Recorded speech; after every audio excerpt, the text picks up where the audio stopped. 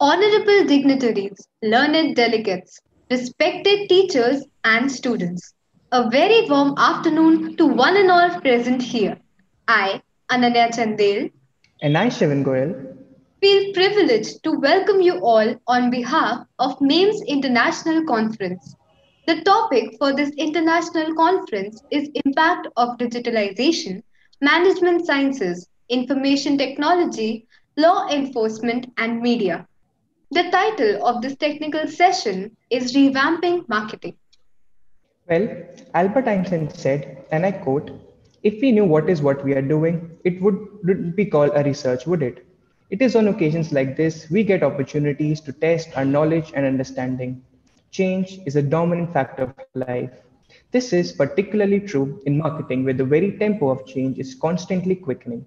While adapting to change and getting a deeper understanding of these changes is difficult, a deeper insight can be gained with today's session, where we'll be getting exposure about the very dynamic issue of marketing and digitalization. For the welcome address, I would like to invite the conference secretary, Ms. Shikha Sharma. Ms. Shikha Sharma is an assistant professor with the Department of Business Administration, MAIMS. She possesses a rich blended experience of over 12 years in corporate and academics. She is a research scholar with Aligarh Muslim University and has published numerous multidisciplinary research papers in international and national journals of repute. Over to you, ma'am. Thank you, Ananya. Rapidly growing digital organizations, digital ventures, and digital innovations present multiple opportunities and challenges for business managers today. This two-day international conference is an attempt to gauge the realities of digitization and its impact on managerial decisions. Technical Session 2, Revamping Marketing, focuses majorly on innovations, advancements, and new insights from the domain of marketing. I would like to extend my warm regards to the session chair, Dr. Mohita Maggo. Dr. Mohita was awarded her doctorate from IIT Delhi in the field of marketing. She is a gold medalist from MDU Rohtak and possesses a rich experience of more than 15 years. Dr. Mohita is currently associated with National Institute of Construction Management and Research. She's been contributing towards the body of knowledge through her research work and had published numerous research papers in international and national journals of repute. It's an honor to have you, ma'am. I would also like to welcome session co-chair Professor V.K. Khurana. Professor V.K. Khurana is serving as Secretary Internal Quality Assurance Cell and Head of Department of Business Administration at MAIMS.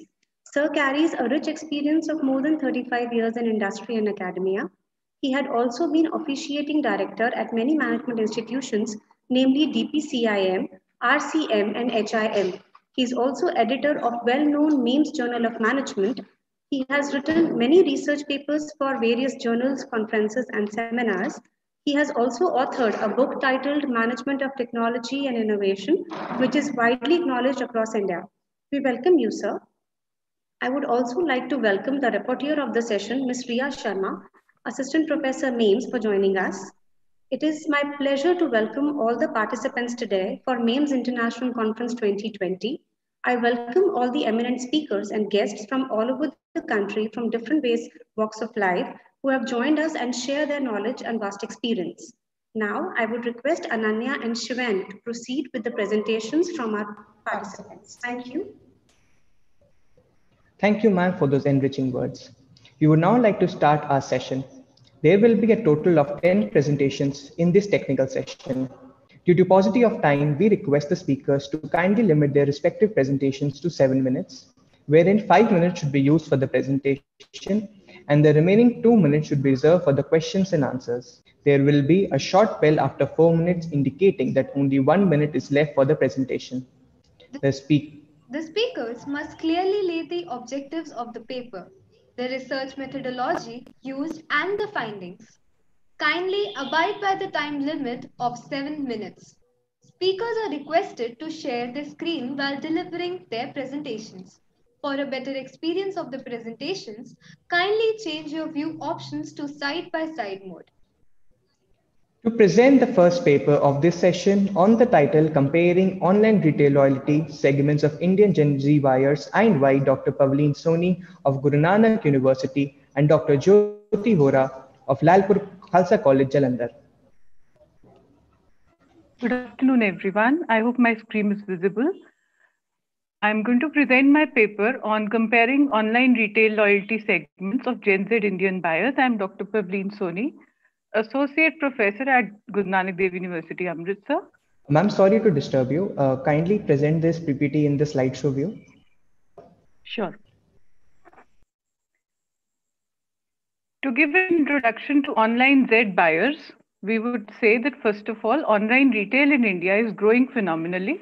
And characteristics of Gen Z buyers include that they are born between 1995 to 2012, aged between 15 to 25 years, growing up with technology, who are still largely in college but are entering the workforce with distinct choices. Pegged at 472 million jet set consumers in India, it is important to segment them and understand their profile. But previous research largely confines itself to understanding the role of various variables on their loyalty, their experiences, satisfaction, and other aspects, but no study, to the best of our knowledge, investigates this phenomena. So, with this snapshot of the review of literature that we've conducted, we basically aim at identifying the segments of Gen Z consumers across loyalty dimensions.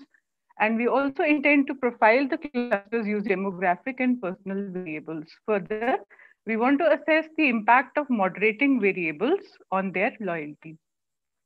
In order to conduct this study, 553 respondents, MBA students from 2 universities in North India, they were used as respondents using convenience sampling with respect to product categories like accessories, clothes, books, and electronic goods. SPSS 19 version was used to perform cluster analysis and multinomial logic regression analysis. In order to perform the study, these are the measures used: purchase frequency and experience, price fairness and reasonability, flow, which measures the enjoyment experience of a buyer, image interactivity. As we browse websites, we click upon them to get various views of the product that we are trying to buy, and the loyalty dimensions. The loyalty dimensions have been measured using adequate scales developed by Zitambal et al. Similarly, other scales have been used and they have been found to depict adequate values of reliability. So at the outset, while performing cluster analysis, according to 4 dimensions of loyalty measured and stated by Zitambal, and we confirmed them using factor analysis first of all. So we also performed confirmatory factor analysis on this, and we found 3 clusters: disloyal shoppers, vacillating shoppers, and staunch loyalists. All the shoppers segments were significant corresponding to the F value. We tried to first of all see whether differences exist amongst these shoppers. So primarily we tried to profile them using chi-square value, and it was found that all the variables are able to differentiate them except gender. So we finally used multinomial logic regression model. And in order to perform the regression model, we first of all checked the goodness of fit using various values of R square, Cox and Snell, Nagelkerke, McFadden, log likelihood ratio, and chi-square. And we found that once again, purchase frequency, purchase experience, flow, image interactivity, and the moderating effect was significant. So it was found through the results that consumers purchasing with low purchase frequency are likely to be vacillating shoppers and disloyal shoppers as compared to falling into the staunch loyal category. Shoppers who have purchase experience of less than 6 months are 1.33 times more likely to be staunch loyals. Consumers who experience flow while surfing online websites, they are also likely to be more likely to be staunch loyal shoppers. And also they're likely to be segmented into disloyal shopper category than getting segmented into the staunch loyal one. Similarly, young buyers who experience image interactivity while purchasing from online web stores are 1.58 times more likely to be vacillating shoppers than being loyal. So the moderating effect of flow was gauged, and we can see from this figure that as purchase experience rises, the tendency to become vacillating shopper becomes almost the same with the impact of flow. At low purchasing experience, the gap is more, and at high purchase experience, the gap is less. So I would like to conclude that as low purchase frequency increases, the tendency of shoppers to act as vacillating shoppers and disloyal shoppers, it is important for marketeers to initiate frequent purchases by fine-tuning of merchandise preferences depicted on the websites, and it is important for marketeers to grab greater and frequent purchases. Marketeers should emphasize on image interactivity. Image interactivity is an area of research which is widely identified recently in consumer behavior. It triggers desire to buy more and more and engross with images in fashion merchandising. Particularly, people try out the product virtually. So use of virtual reality techniques and artificial intelligence must be done to enhance the tendency of shoppers to become a part of the more loyal, staunch loyal segment. The hedonic experiences of buyer getting fun and enjoyment must be managed very efficiently, because marketeers tendency to use stickiness of a website might not be sufficient to generate loyalty. Pleasure, arousal and dominance must be defined clearly. So future studies can be carried out with different age groups about how they are segmented. They can be replicated with rural and urban respondents, and services retailing can also be incorporated. These are the references, some of them, and thank you for listening to me. Thank you very much.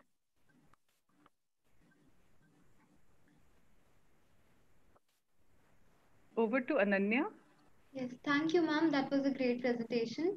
Do we have any questions? Um, yeah, hi, ma'am. This is Mohita on this side. I would like to ask a few questions about it. Sure, ma'am. Sure, ma'am. As I have seen in your presentation that you have surveyed around 553 MBA students. So, is there Yes, any ma'am. particular reason that you went for convenience kind of sampling? Actually, ma'am, this is a part of a research award that I received Mhm. from UGC. Okay. And I was looking for young shoppers particularly because many studies stated that the people who are just about to enter the workforce, they are Mm-hmm. the best people to track. So I chose students, and since postgraduate MBA students were good enough for sampling, so I approached them and Okay. through two universities. Right. So, because that's an appropriate thing to do because millennials are something which marketeers are targeting these days.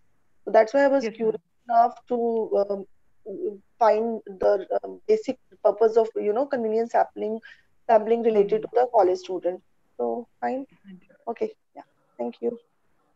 Okay. Madam, Thank you. one question from I'm Dr. Vijay Khurana. One question from my side. Yes, You see, sir. generally today everyone is after discounts. So, I mean, how these factors are also influencing loyalty of young buyer? That's my then question. Sir, as a larger part of this study, I have taken up price promotions as one of the variables. Okay. Here, I have not used to cluster the people because I've taken two more aspects: price reasonability and price fairness. As we find that price promotions are very apparent and it is a price war from major retailers in India. So, reasonability and fairness is quite an obvious thing for everyone. So, that is why these two variables did not emerge as significant discriminating factors. So that is why, price promotions, otherwise I've taken them as a part of my broader study. And herein I have not incorporated because they were showing problems of multicollinearity with price reasonability and price fairness. Okay, fine. Okay. Thank you.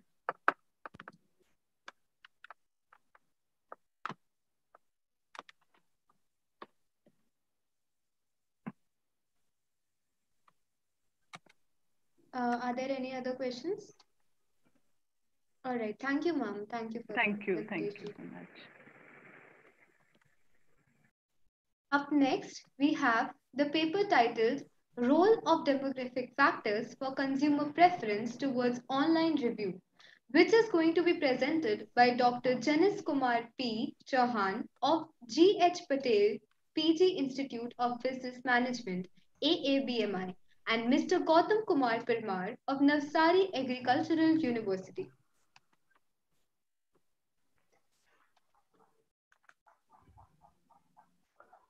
Uh, Good morning, organizers. Am I audible and my screen is visible? Yes, sir, the screen is visible and you are audible. Somehow my camera is not working, so probably I might not be visible myself. Am I visible? No, sir, not at the moment. Will it work, or should I mean, sort out that issue too? No, sir, I think you can continue. Okay.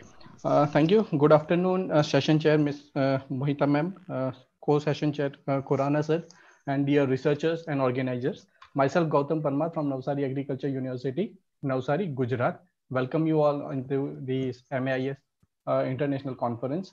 My title of the paper is Role of Demographic Factors for Consumer Preference towards Online Review. And our paper code is 33. So nobody is unaware about the online shopping nowadays. Okay, but what we miss in this online shopping, okay, we miss this physical touching, we miss the no checking of the quality of the products and all that. So how these online shoppers are replace these things with the this particular aspects of the shopping, especially the Indian shoppers are known for that bargainings and all no the physical trials and all that. So the online review is the one of the mechanism where which is developed by this the consumers and the marketeers.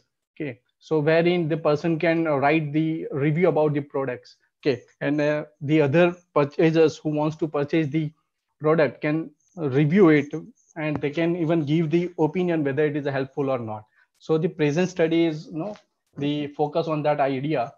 This is the some theoretical background. Many people have worked over on this particular aspects. Few have cited over here, that is Adele and Sarah in 2019, Belleman in 1999, and Burke R has done a lot of research into this area. I'm not devoting much time to this review of literature over here due to the time constraint.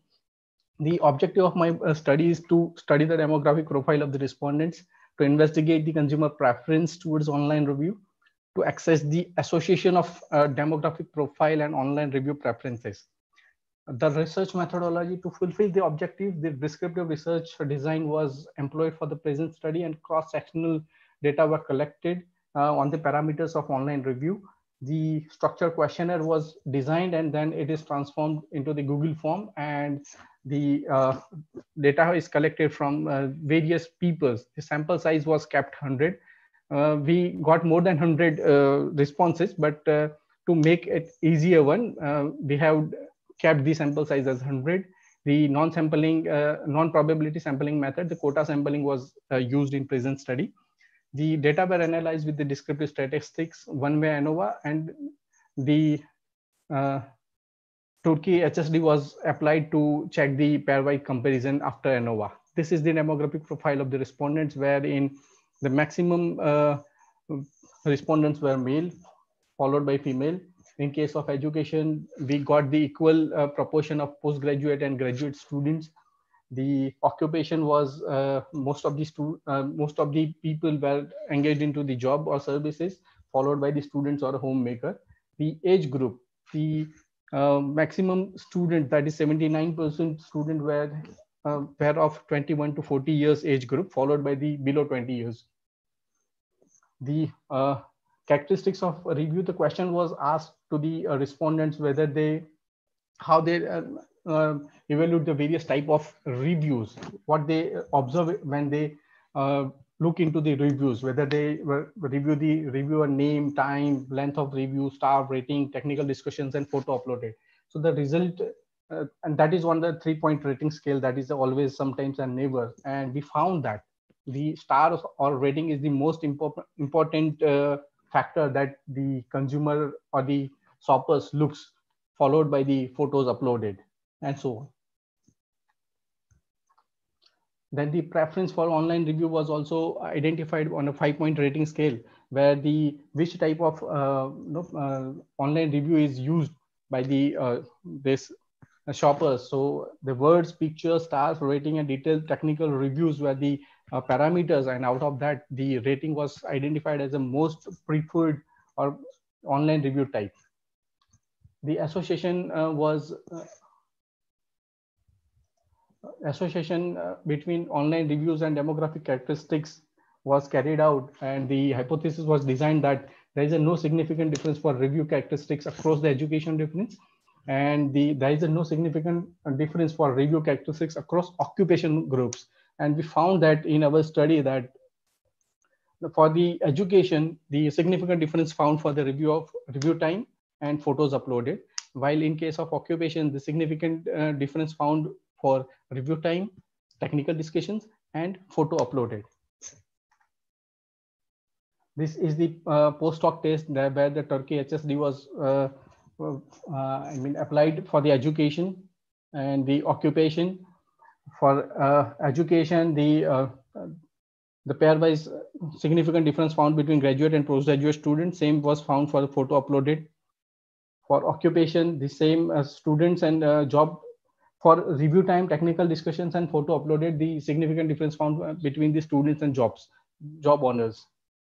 The association between type of review preferred and demographic profile was carried out, and the hypothesis was designed that like there is a no significant difference for type of review preferred across the education groups and for the occupation group. And for the words and pictures, we found a significant difference for across the education group, while in case of education, we do not found any significant differences across the occupation group.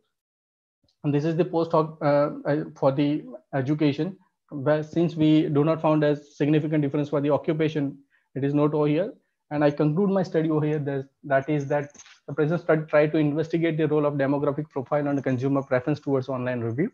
The study conclude that in case of review, consumer prefer rating as the most preferred, followed by the stars, pictures, or words. The consumer least preferred the technical discussions, and they less notice the reviewer names or review time. The significant difference found for the review time and photos uploaded across the education groups and review time, technical discussions, and photo uploaded across the occupation groups. So the present study will helpful to the online players in designing the appropriate targeting and positioning strategies. These are the certain references which we have used into our study. Thank you. Hope I have covered in a stipulated time. Session.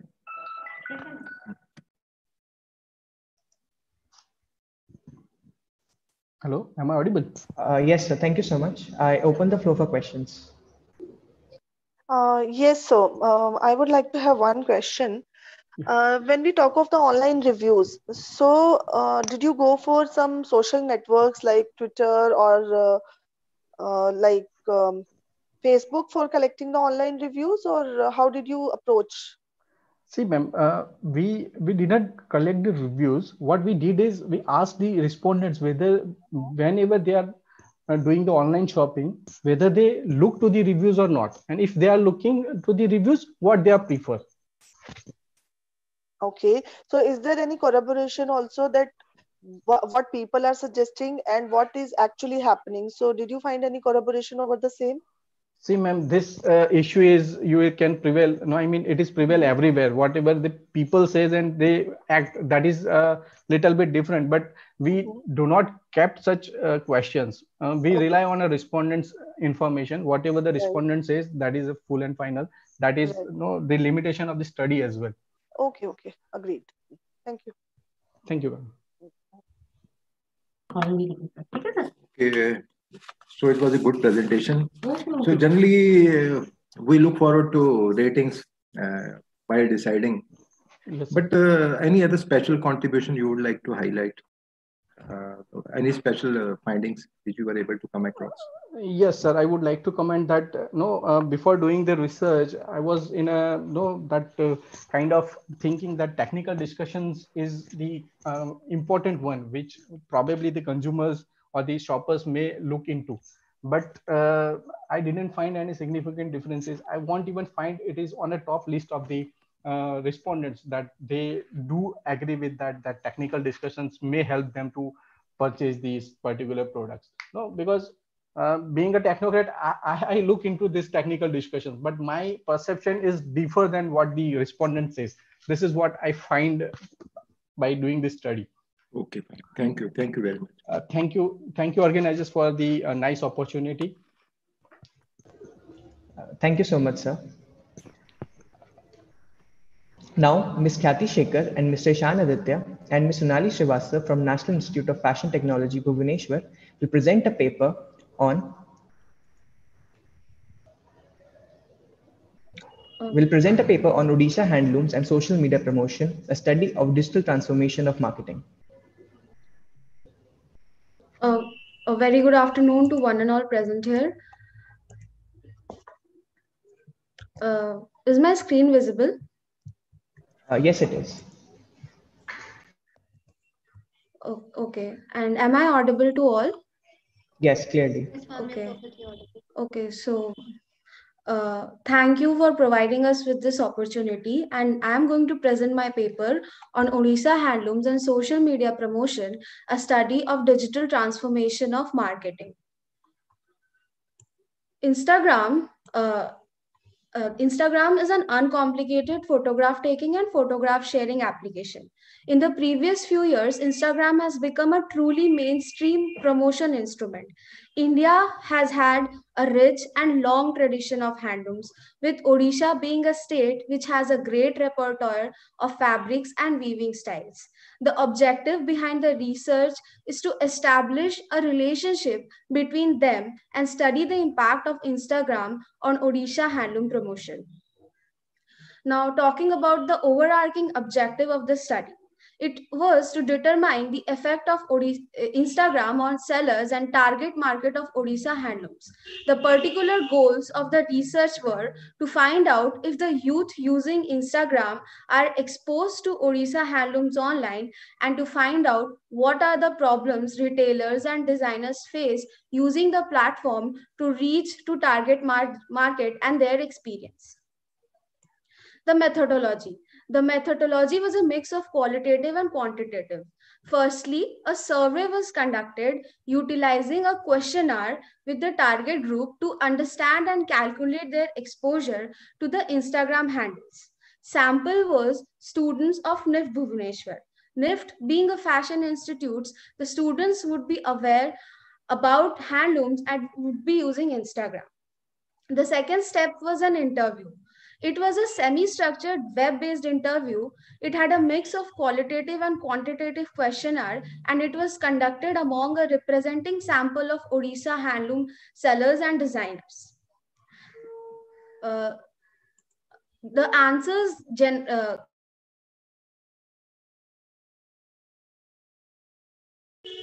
The answers gathered from the questionnaire were tabulated and interpreted to find whether Instagram has impacted Odisha handloom promotion or not.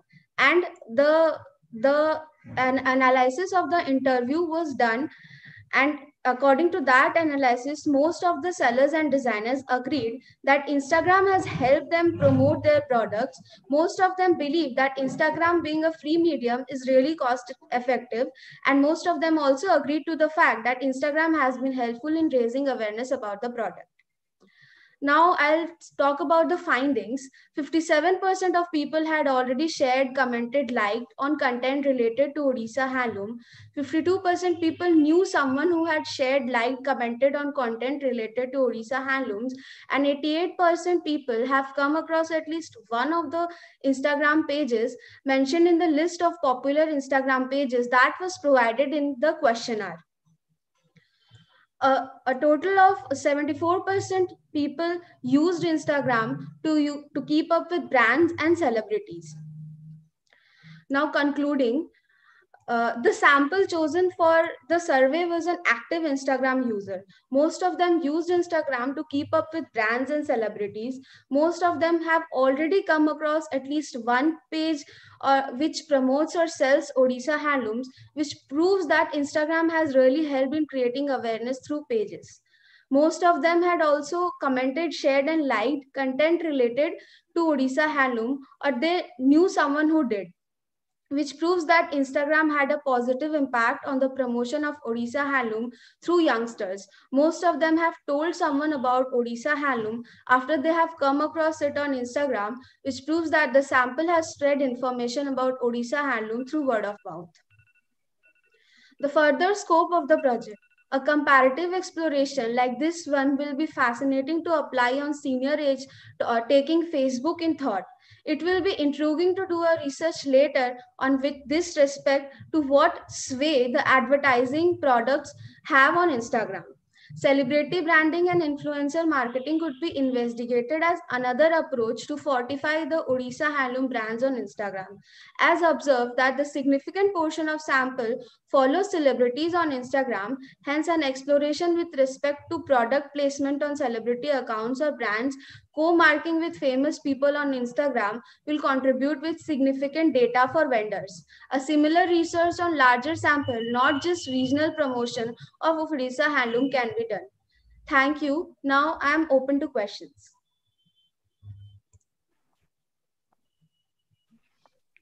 Yeah, Khyati, that was actually an appealing topic that you have taken up because Thank you. social media marketing is taking like a front foot these days. Um, I have a few observations that how did you actually ask the sample whether they are followers of this handloom brands or what? I made a questionnaire using Google Forms, and it was circulated in the in among the sample. The questionnaire had questions and about asking them whether they had uh, commented, shared, and whether they know someone who had commented or shared. It also had a list of popular Instagram pages which I had. Made after going through Odisha handloom presence on Instagram, and then they were asked to tick the number of pages they have come across or they have known. Okay, so that was a filter question to begin with. Yes. Okay, so then after that you got the questionnaire filled. So you talked about the qualitative data as well. So what Yes. kind of qualitative data you dealt with? I took interview of our sellers and designers on Instagram because there are Mhm. many sellers and designers. So that was basically representative sampling. I chose those designers who are selling or promoting handloom products through Instagram. Okay, and how did you analyze that qualitative data? Uh, I I analyzed. I just wrote like they told that the Instagram has helped them promote their product. So uh, I marked those. You okay, so you just got a glimpse from them how to what level or to what extent they are Yes, using yes, Instagram yes, handles. yes. Okay, fine. Yeah. Okay, Thank you. Khyati, thank you. Okay, so Dr. Vijay Khurana, this side, one general question from my side. Your topic was actually topic. Let me have a look at your topic. It was transformation of marketing. So, what type of transformations you have been able to come across through your study? That is my specific question to you. Topic was a study of digital transformation of marketing. Kathy, am I audible? Hello. Ma'am, your mic is muted.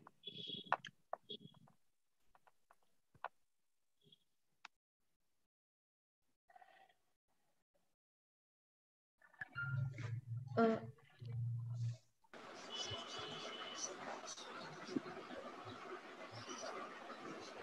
Ma'am, Hello. you are still inaudible to us. Excuse me. Yeah, There now was you are some. audible.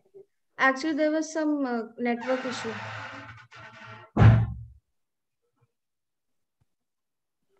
Can you please repeat? Yeah, sir, could you please repeat your question for me? My question was a very general question. Title: the focus of our study was digital transformation. So, what type of digital transformation? In fact, what we find these are the routine discussions. Something special transformation of marketing. When I say transformation, it takes us to next higher level.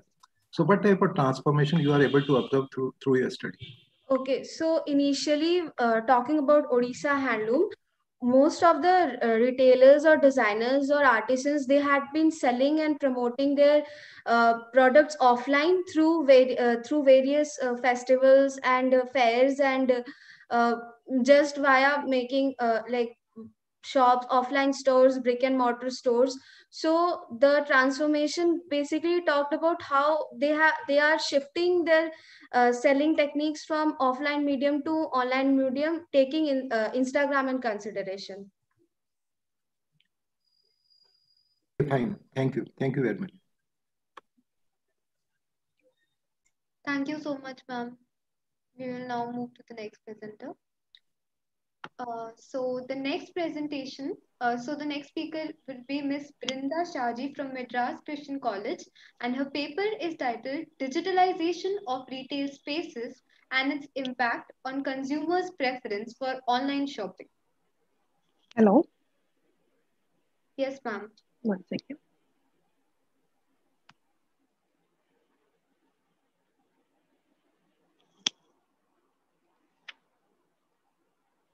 Hello. Can you hear me? Yes, ma'am, you're audible. Okay. I have some network issues, so maybe my video won't be working. Okay, ma'am, that won't be a problem. Not working, sorry. Okay. Good afternoon to everyone present here. The topic which I'm going to present today is digitalization of retail spaces and its impact on Indian consumers' preference for online shopping.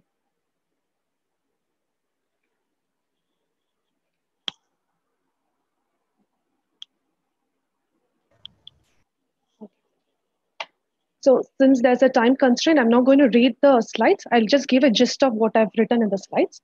So there's an increasing trend which indicates that more number of consumers and retailers are going online for buying and selling of goods and services. So a study by Morgan Stanley found out that 15% of the total population in 2016 opted for online retailing, whereas and it is expected to grow to 50% by 2026. So there are many reasons we could identify as into why consumers are preferring for online shopping, such as that it gives access to a wide variety of goods and services, discounts, and informations are readily available. So there are many reasons as in why consumers are preferring online shopping.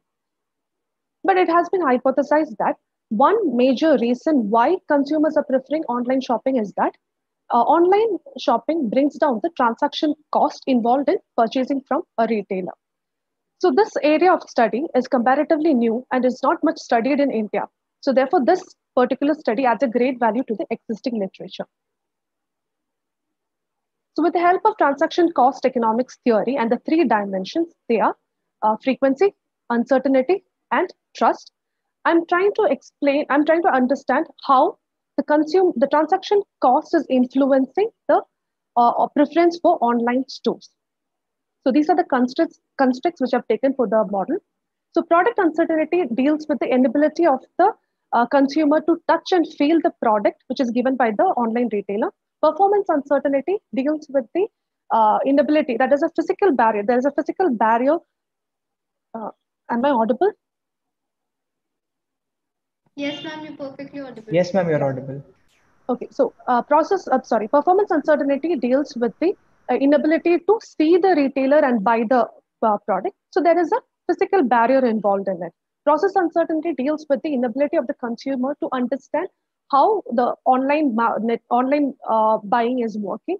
Behavior uncertainty is when it's a doubt of the consumer as in whether the retailer would keep the word or the promises given to the consumer. Dependability measures the trustworthiness of the online retailer. Privacy measures the trustworthiness in respect to the safeguarding of the private data. Buying frequency deals with the inexperienced and the experienced consumers, as in inexperienced consumers have a stigma towards buying from online compared to the experienced consumers. So all these constructs, so I'm trying to find out how these constructs are affecting transaction cost and how transaction cost is affecting preference in return. So these are the constructs. So methodology, a cross-sectional data of 839 respondents were identified from Chennai, and they have, the data is collected with the help of a well-structured questionnaire. And 5-point Likert scale was used to measure the level of agreement. SPSS software was used, and path diagram was also used to construct the model. So these are the hypotheses. Mean score of the items are calculated for each of the constructs. So to find out the product uncertainty, for example, here I've taken 2 items which measure the product uncertainty. For performance uncertainty, I've taken 3 items. So each items has got certain, each construct has got certain items under each, which measure the construct, and the mean score of the items were calculated to come to the construct. So to perform the model which is used here is structural equation model. So before performing the structural equation model, Cronbach alpha was used, and it is found out that the model is reliable. Multicollinearity was also tested, and there is with the help of VIF, and it was found out that it is less than 10, and there are no cases of multicollinearity. Sample size is measured with the help of Kaiser, May, Rodkin, and found out that it is sufficient. Determinant value is equal to 0.386, which proves that there is no positive definiteness.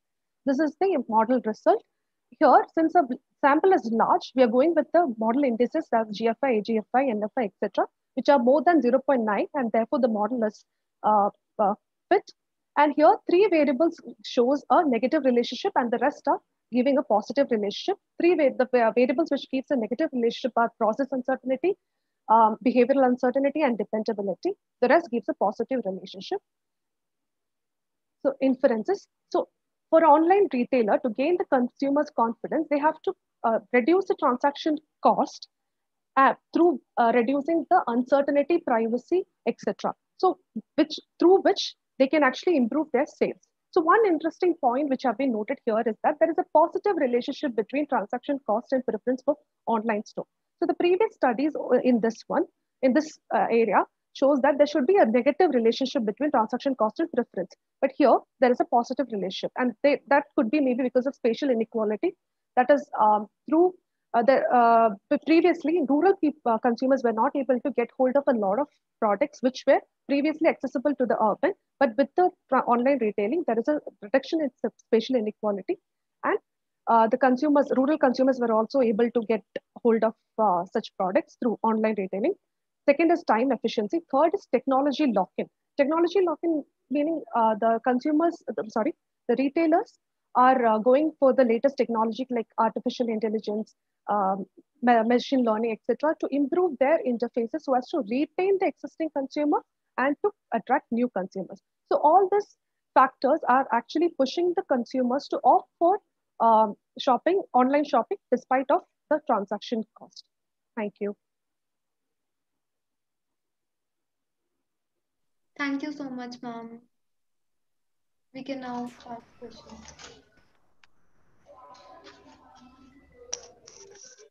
Yeah, ma'am, I have a question regarding your presentation. Yes. Though it's an extensive work because you have applied a lot of statistical tools and analysis also. Yes. I had this one thing in mind that online retailers, when you talk of, so how did you get hold of these retailers? Ma'am, actually, this is consumer study, ma'am. Their Yes. So perspective, yes, ma'am. who are the respondents? The respondents are consumers from Chennai. Who? It includes all categories of age. Those From who have purchased online, right? online, no, it includes Huh? both people who prefer online and offline. Okay, so is there any comparative study as well that how online retailer customers are different from the offline ones? So the objective over here is to test whether the transaction cost influence preference, right? So I've only Uh, concentrated on that. on that, right? Yeah. So you have only included those customers who are exclusively making online purchases. Yes, ma'am. So, No, ma'am. To find huh? out the preference, ma'am, I'm asking them whether they prefer online or offline. So I'm trying to find out how the transaction cost is affecting the preference. So they can actually prefer online or offline. Okay. So, if you are considering two sets of people, then did you prepare two models for them or what? No, ma'am. It is actually yes or no question, ma'am. They can actually go for either. They can either pick preference for online, that they want to go shop from online or offline. So that's how that variable is measured. So with that same variable, I've done the model. Okay, fine. I got it. Got okay. Yeah, okay. Okay, Dr. Vijay Kunan, this side. One general question from my side. You mentioned snowball sampling. Yes. So how you were able to operationalize this? Sir, actually, I've collected the data through online, through mailing each person. So because of that, that is the reason why I put snowball sampling. So through the connections I have, I've mailed them, and with their connections, I've passed on to the others. So that is the reason why I've used snowball sampling. Okay. So was there some specific reason, or you were facing some difficulties, or maybe Yes, sir. I actually started the collection this year, starting of this year, and I couldn't go ahead with it. That is why I went with this. Okay, in that sense only. Okay, fine. Yes, sir. Thank you very much. Thank you so much, sir. Thank you, ma'am. We got some valuable information from this presentation. Next, we have Dr. Ruchika Sharma and Dr. Kritika Nagde from Vivekananda Institute of Professional Studies presenting the paper Uncovering the Power of Short-Lived Content in Engaging Generation Z. Over to you.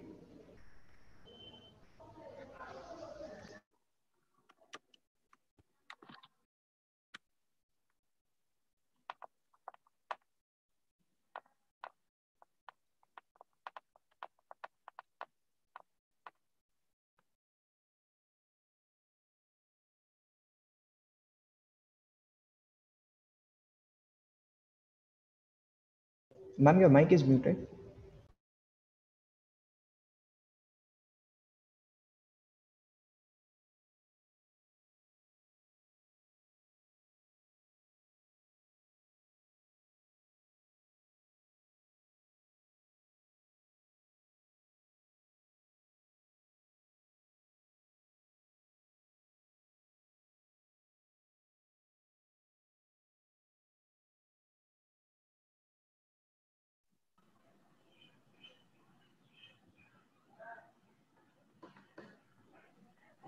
Yeah.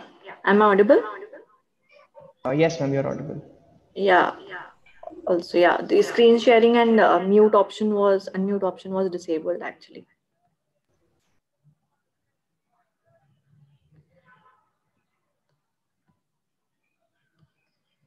Yeah, is the presentation visible? It is visible, ma'am. Kindly change it to slideshow mode, please. Yeah.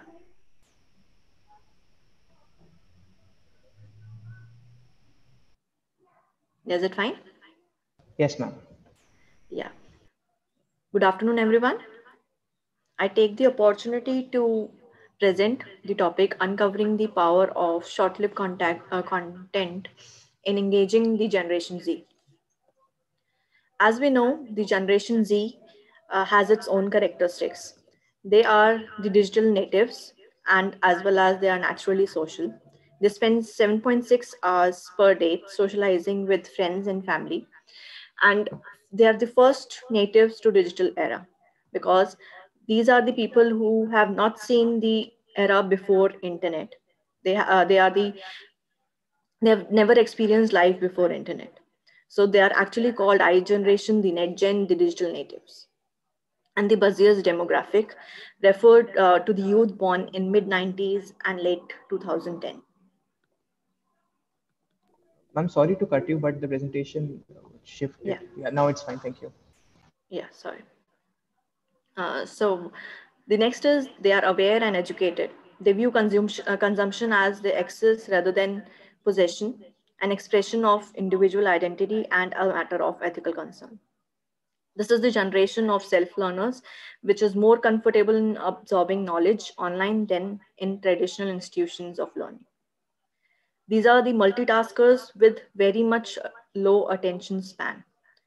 Generation Z needs continuous updates and simulation, for which they have a capacity of working with even 5 screens at once, but they need the information in just 8 seconds of their attention span. So for this, the technologies have introduced the concept of short-lived content, famously known as the Snapchat snaps, Insta stories, Facebook stories, and also termed as ephemeral content. Why ephemeral or why short lived? because they are present only for a day, a short content which is for 30 seconds or so. So this has very much utility for the users, specifically for Generation Z.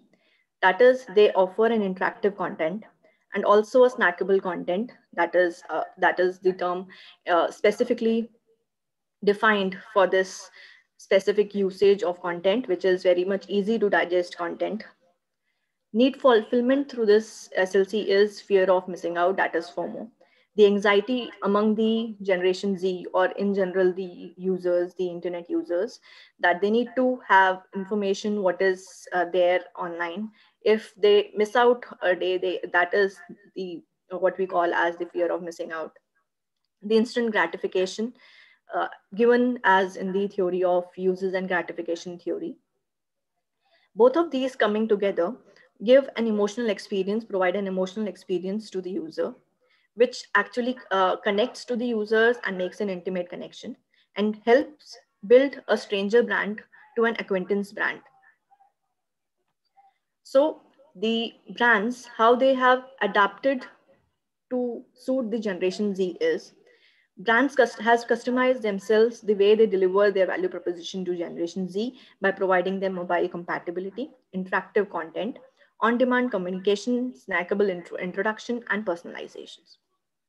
So the basic objectives of the study is, the major objective is to investigate the impact of your ephemeral content, that is the short-lived content, on brand love and customers' intention to purchase in Generation Z. The sub-objective is as follows: to analyze the impact of short-lived content as mediator in relationship between brand awareness, brand love, and also between brand love and intention to purchase. So the basic relationship is, through brand awareness, we build in brand love and then intention to purchase. Our sub-objective is to test the importance or the role of short-lived content, the stories, the ephemeral content in between these relationships. The hypothesis is framed as follows. Research methodology, there were 20 items in the structured questionnaire.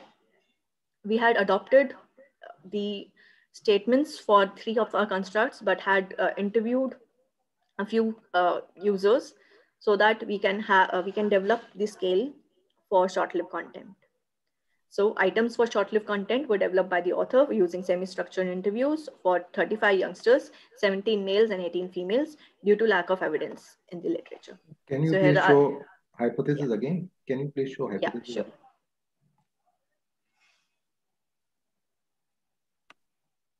Okay, fine. Please go ahead. Thank you, sir.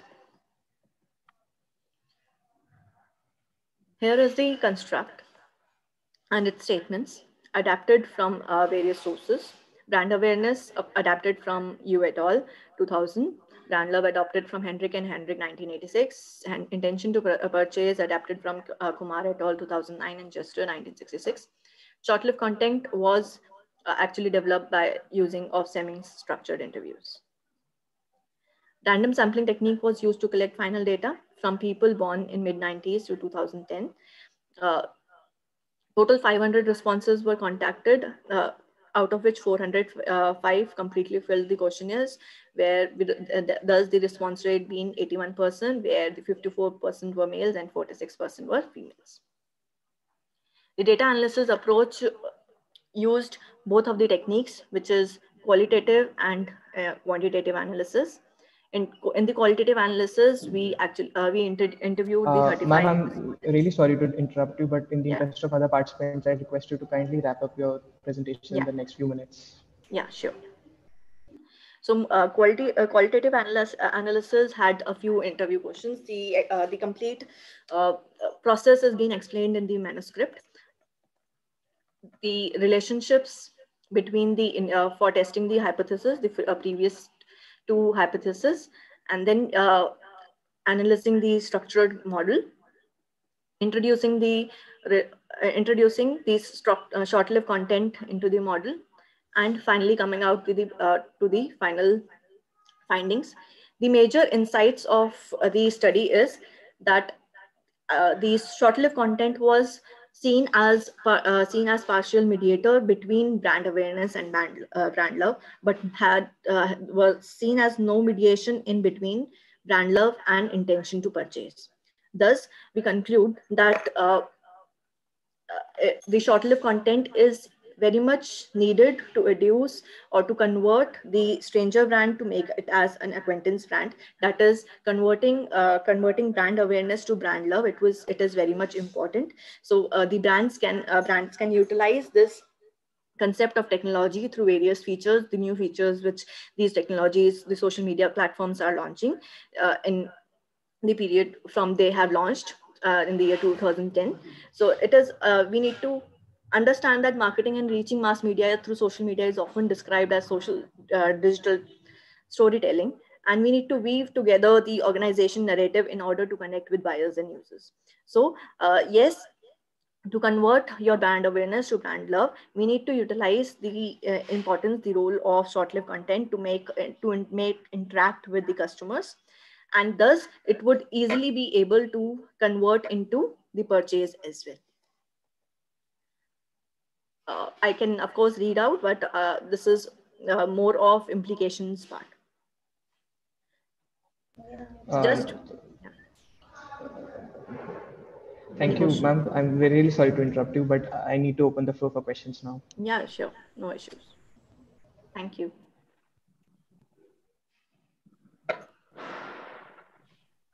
Thank you, Dr. Kritika. It was an interesting presentation on a very sought out topic for today's era. I have a question for you regarding this methodology that you have used, because I could see that some of the questions were of qualitative nature that included like answers yes or no, or do you. There were some short answer type questions also. So, what was the methodology or analysis technique that you referred to for them? Ma'am, I had described in the slide as well. Of course, due to limitation of time, I could not briefly, elaborately explain. But yes, we have used qualitative and quantitative analysis both, because in the literature, there is no scale for short-lived content to measure the short-lived content. So we had to go for qualitative analysis for that particular construct, because it is the managerial implications can only be relevant if we are updated with the technology, and the researchers need to go with beyond the literature scales as well. So thus qualitative and quantitative both were adapted. In the quantitative, all the necessary reliability and validity checks were made through EFA using SPSS, and of course CFA as well for the new construct which is developed, and also for the already existing constructs which were adapted from the literature. The CFA was also checked, and the in the last the SEM was tested through, of course, the Yes, software. yes.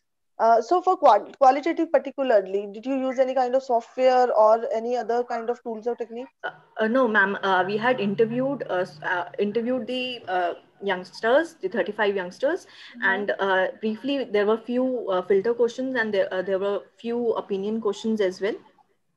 To which Okay. we had extracted the themes and formulated them into a question So theme on extraction MS was Excel. done based on your own judgment, you are saying, right? No, experts, and of course based upon the themes extracted. Okay, okay, fine. Thank you. Okay. A small question from my side. How the sample was drawn in this particular study? That I want to understand a little. Yeah, if I could just interrupt, of course I can answer. I wanted Ruchika ma'am also to be there. Ruchika ma'am.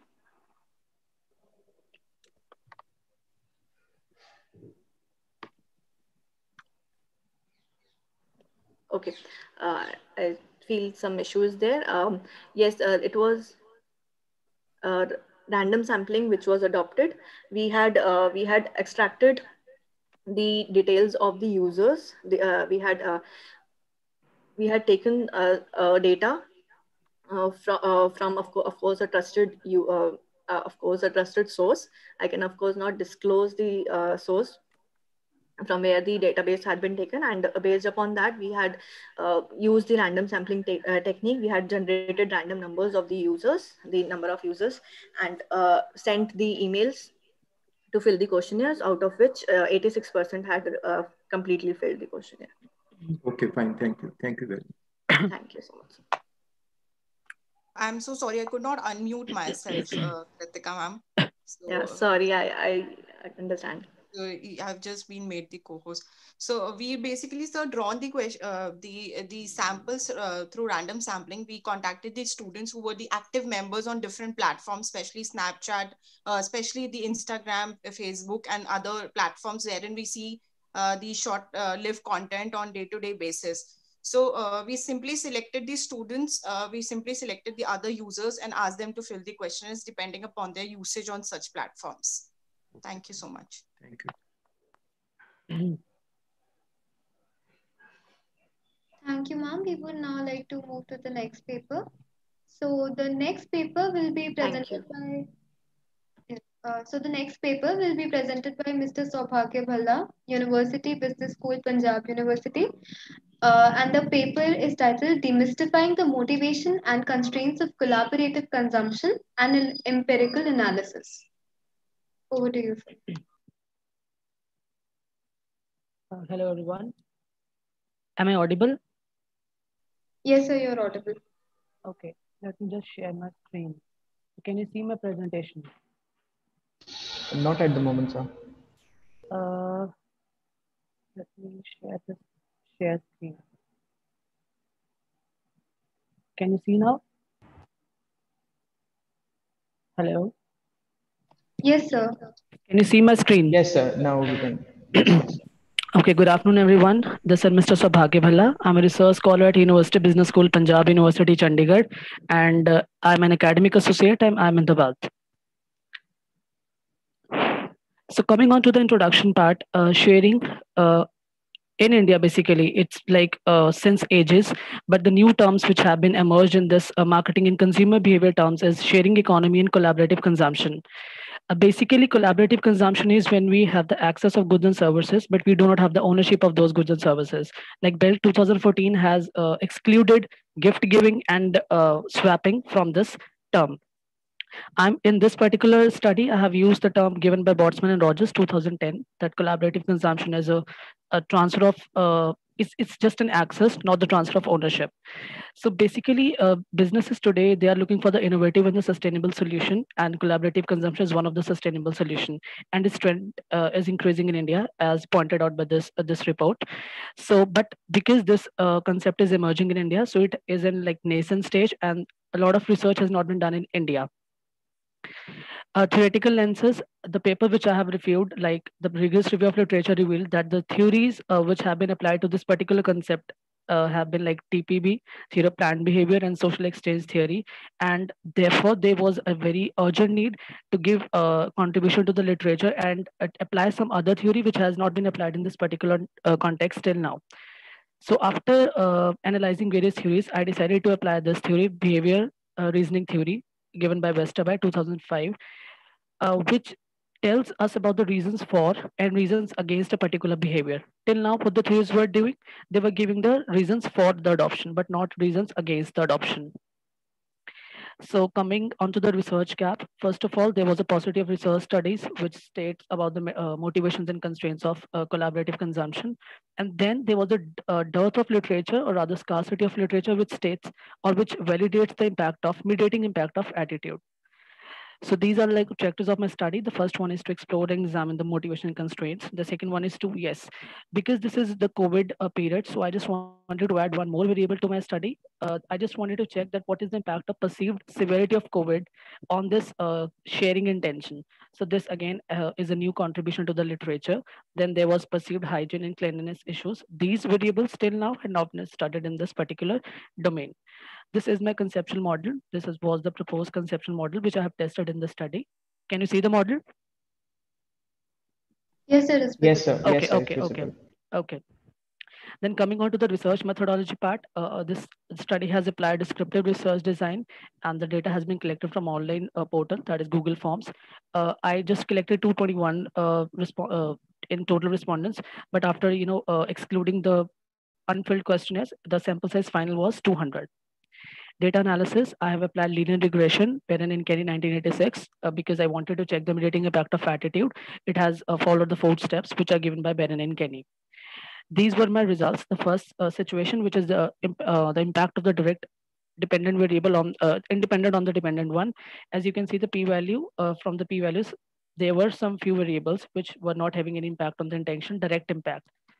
After the inclusion of mediating variable, there were very significant impacts, and the R score also got improved. This basically shows that yes, my standardized beta or the coefficient also got improved just after the mediating impact of attitude. This was the table of my hypothesis tested, where you can see that a few of the variables have been rejected, few of the hypotheses have been rejected by my study, and few of them have been accepted. Cronbach alpha of the scale at Tevlog 2011 says that it has to be, the Cronbach alpha has to have greater than 0.9, 0.7, but less than 0.9. So all the values have been in those that range.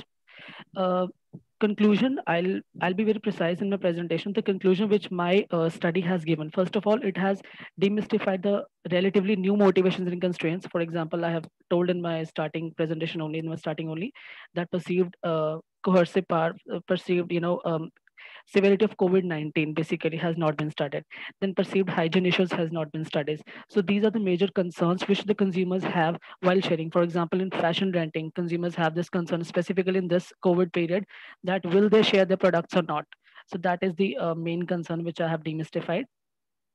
Coming on to the theoretical implications of my study, or the theoretical contribution of my study, first one is the BRT theory. Because it has not been applied in this concept, I have tested this theory in my study. Second, exploring the new variables. I have told that perceived coercive power of the service provider, that yes, because sometimes I may cancel the cab, but I have the fear that the service provider will charge me with a fee.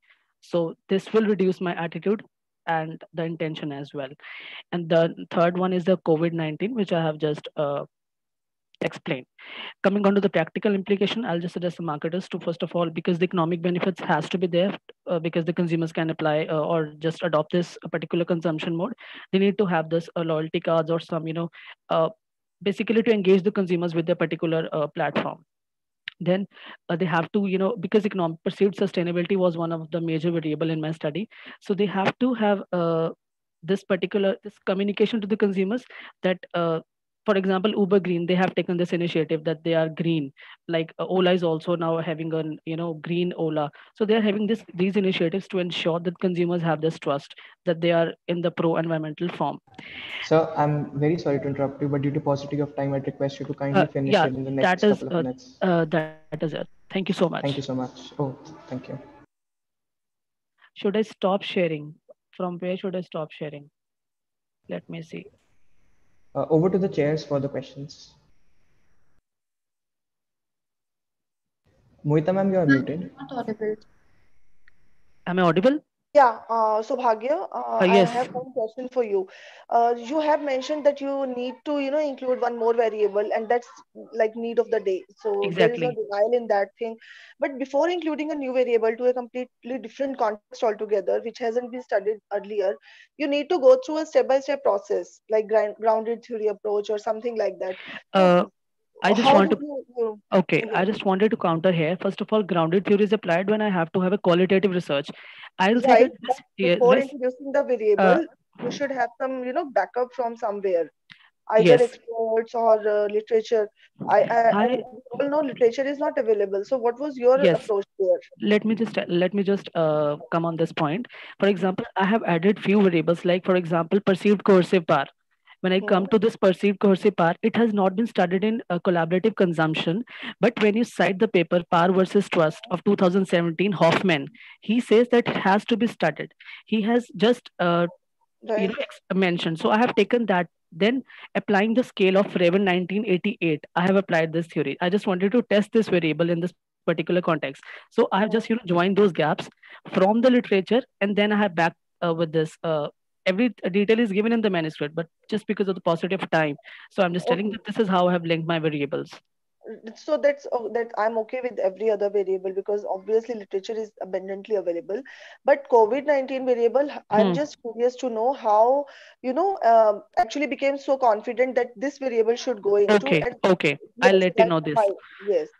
Because as a researcher, this is my job to just study, because I'm very curious to study new variables, and Mhm, because there is no scale for perceived coercive power, so I mhm, applied the scale of another study the medical study, which states the scale actually was of severity of diabetes, right? That Okay. I'll kill with diabetes, or I'll get this Mm-hmm. this, or I'll get this disease. Like, so I have applied that scale, like transforming or Into this restructuring the pattern. statements, and Got this is it. how I've done it. Got it. Right. I hope you are convinced with my answer. Yeah, I'm convinced now. Okay, thank you so much. Okay. Okay. So my question was also about COVID, so which you have answered. Thank you. Yes, sir. Thank you very much. Okay. Okay, thank you so much, sir.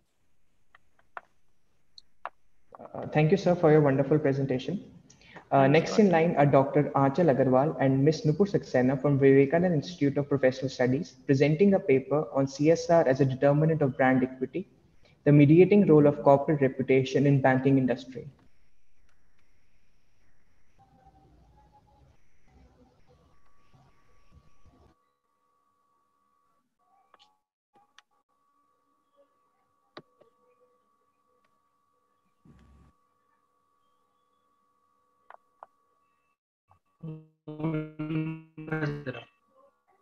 Good afternoon, everyone. I'm Nupur Saxena. I hope my voice is visible. Is it? Not at the moment. Not at the moment, ma'am. And ma'am, there is a disturbance in your audio as well. The voice is not clear.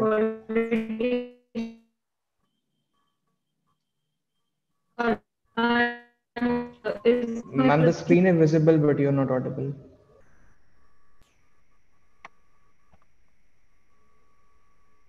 Uh, just changing a little bit. Or else now, right? Am I audible now? Yes, ma'am. Can I start? Yeah, sure, ma'am. Yes, ma'am. Just change the PPT to slideshow mode, ma'am. Everyone? Yeah, I'm doing it.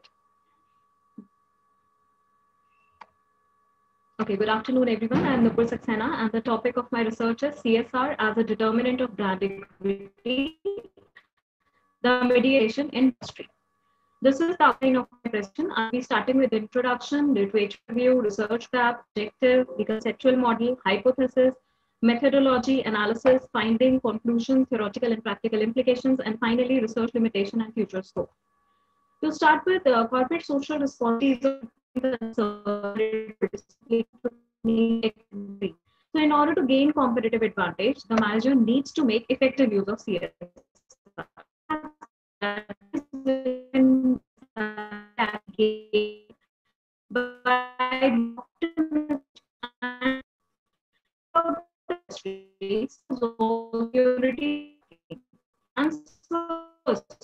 As a policy that human and financial resources at bank should be mobilized in order to discharge their role. So, Ma'am, I'm really sorry to interrupt you, but the voice is not audible. It's breaking. Yeah. The voice is not audible, ma'am. Okay. Is it better now? Is it audible now? Please. No, ma'am, it's not clear. I hope it is fine. Okay, so can I just start in a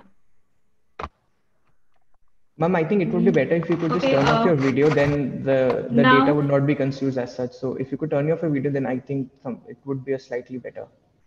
Sure. Just for the better audio. And now is it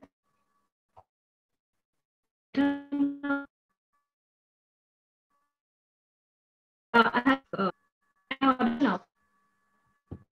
No, ma'am. Okay, just give me a second. I'm just changing my location. Just give me a second. I'm sorry, I'm taking time. I don't know what is the issue with the network. Now, please confirm. Is it better now? Yes, ma'am. Is it better? Yes, Am ma'am. I audible Yes, now? yes, ma'am. You're audible Right. clearly. Okay, thank you so much. So I just want to confirm that yes, keeping in view the importance of banking sector in India, this study focused on corporate social responsibility activities which are carried out by Indian commercial bank and introduced corporate reputation as a mediational pathway which links CSR to brand equity. It also examined a conceptual model of direct and indirect relationship between CSR and brand equity.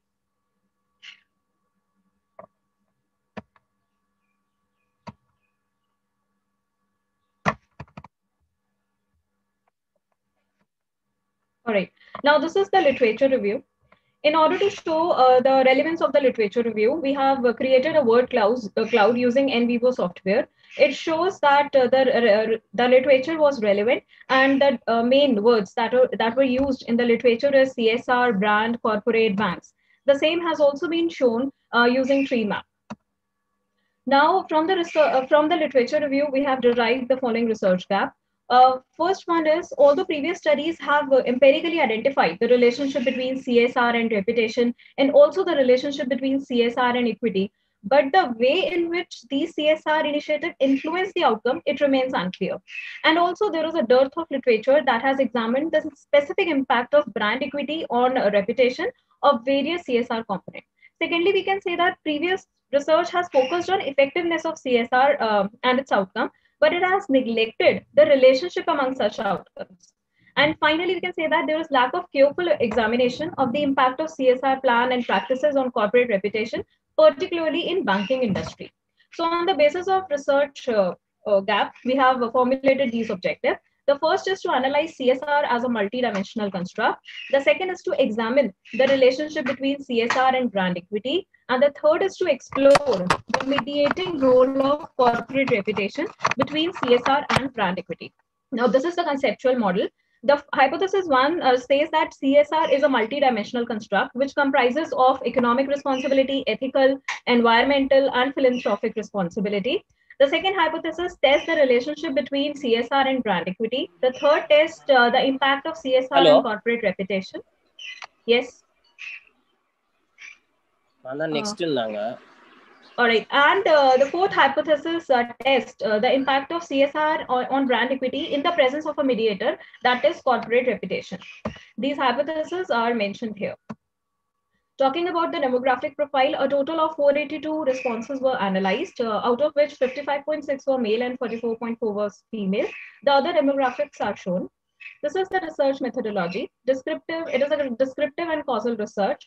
Customers of private sector bank, particularly ICICI Bank, Axis Bank, HDFC Bank, and Jammu and Kashmir Bank were collected in Delhi NCR location. We have selected only these four banks on the basis of their CSR spending. So as per the latest RBI report, these were the highest spending banks on CSR. Okay, and purposive and snowball sampling method was used to collect the data. And total 545 responses were collected, out of which 63 were invalid, so 482 responses were analyzed. Primary data was collected using a validated questionnaire of 9-point Likert scale.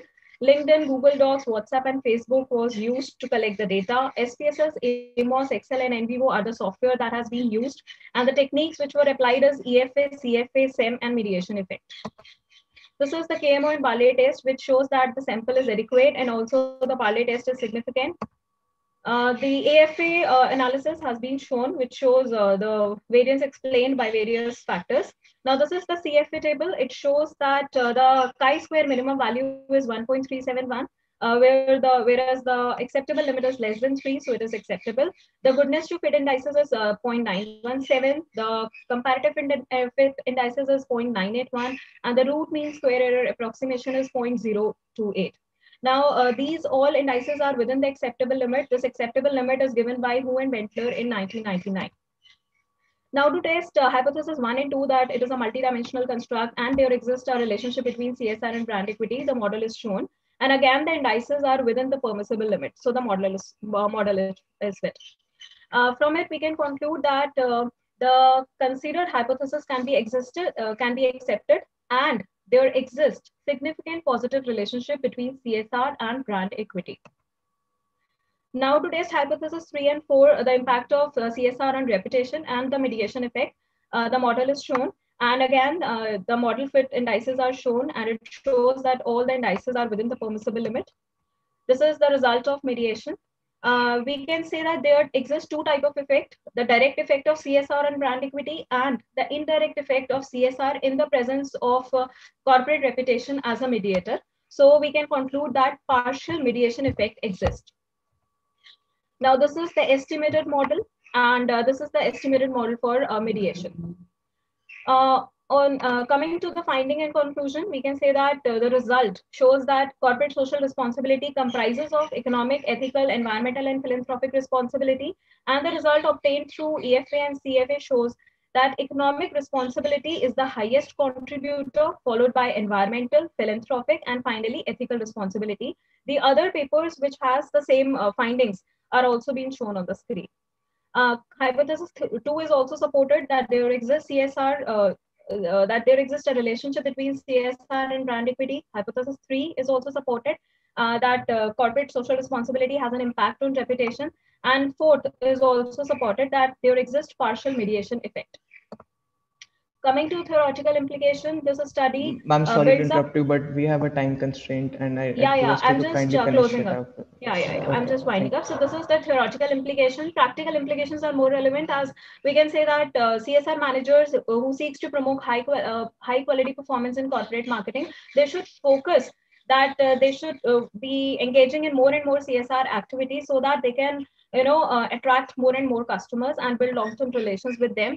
And talking about the limitation and future scope, this sample is taken from Delhi NCR, so we cannot generalize the finding. This is a cross-sectional in nature, so future studies are advised to do longitudinal studies. The role of corporate branding can also be introduced as one more construct in order to further extend this tested framework. And finally, we can say that we cannot ignore the role of bank employees, because they are the one who are in direct contact with the customers. So they can also be judged in the future studies. Thank you so much. Thank you so much, ma'am. I would now like to open the floor for questions. Yeah, Nupur, Yes, please. interesting Yes, ma'am. presentation, interesting topic. One observation Thank that you. you have mentioned NVivo software somewhere in your presentation. I would Yes, like to know yes, what ma'am. kind of data you analyze through NVivo, because that's mainly for Ma'am, we have Twitter taken. handle or Facebook data. Okay. Ma'am, I would like to tell you that in vivo software is also used when we have collected all the research papers. So what we have done is we have downloaded all the research paper which we used for this literature review, and then we attach all these papers uploaded on the NVivo software, and then from there it also creates word cloud. So this is another application of NVivo where we can use it to present the relevance of our literature. So So that apart from Twitter basically to analysis, analyze the. Actually, I was under this impression that you are using NVivo to extract the data of CSR activities that are being operated, like no, how no, no, much ma'am. I'm just they are making some funding okay. or No, something. no, no, no, no, not for that Okay, purpose. I'm just showing the that's relevance for of literature literature review. because yes, because there is paucity Okay. of time, so I cannot, focus on all the literatures that are relevant for my study. So for Okay. showing that, I have used the NVivo software. Because I was considering it as a sentiment analysis thing, that Okay. how the Yeah, customer that is sentiments another get driven application. Yes, by. Okay, for yeah, that that's okay. we use it for sentiment as well, for Yeah, analyzing you Twitter can data, explore it etc. Yeah, further anytime. You can yeah. explore This it is further. a further extension of it. Yeah. Yes, I agree. Okay, thank you. Thank you. Okay, one small question from my side. Could you please explain more about hypothesis first? First hypothesis. Sure, sir. So my first hypothesis is to show that CSR is a multidimensional construct. And for that, we have applied EFA and CFA as well. And we have shown that this comprises of economic, social, philanthropic, and ethical responsibility. So this has been tested by applying EFA and CFA. Okay, but I find many studies have already been carried out. So, what is the contribution of this particular Sir, hypothesis in your case? yes, sir. I have already shown the previous study, which have already concluded that these four construct leads to CSR. But what I have contributed is, firstly, I have applied it in banking industry. All those previous studies, I can assure you that those were not applied in banking industry. They were applied somewhere else. And secondly, the role of brand reputation as a mediator has not been checked in any of the previous studies. So there is dearth in that. So I've created a new relationship. That brand reputation is a mediator. It plays a mediating role between CSR and brand equity. So this is the addition, the contribution of my study. Okay, fine. Thank you. Thank you so much. Thank you so much, ma'am, for the presentation. Definitely brought new insights to us. We now have a presentation by Dr. M. Kavita and Mr. P. Raju on the topic tracing social networking usage among youth, a TAM model study. Uh, A very good afternoon to everyone 100% here. Am I audible? Yes, sir, you're audible. I just wanted to Due to inform the cyclone, chair that this presentation will be presented by Dr. Ms. Shikha Sharma, and the, sir will be presenting the audio. thank you. I'm P. Raju, PhD Research Scholar, Department of Commerce, Guru Nanak College, Chennai. Due to cyclone effect, I could not. Here is a power supply problem, so I could not visible to the video. So I'm just present my audio. My topic is tracing social networking usage among youth, a TAM model study. Coming to the introduction slide, the world is connected with internet through social networking sites or social media. Social networking sites is a e-platform where people try to establish social networks or connections for various reasons. Social media has become the buzzword and the sites are growing in proportions with its users. Among the social networking sites, Facebook continues to be the front runner in terms of its users and market shares. And the next slide, research gap. Only a few research attentions poured into onto the concept of social networking sites usage using technology acceptance model, looking at the mediating role of attitude towards SNS. The current research work is an extension of previous research works adopting the social networking sites attitude construct in it. TRA, theory of recent action, served the base and technology acceptance model facilitate the current conceptual framework. It involves the observed construct, namely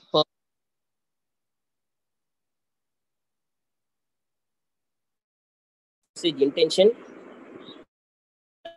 actual usage. Objectives of the study to trace the social networking sites usage among youth using technology acceptance model. And the next slide, methodology. Um, my my study is structured with empirical study. My sample size is 234 respondents residing in Tamil Nadu. Sampling method is non-probability convenience. Questionnaire design was structured two parts.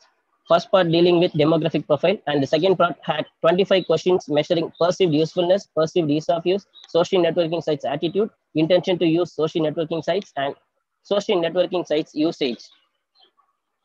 Scale reliability test I have used prone alpha reliability test. The alpha values are above than 0.8 for all constructs witnessing high internal consistency of the scales. I have used statistical tools, structural equation modeling, SEM. And the next slide, demographic profile.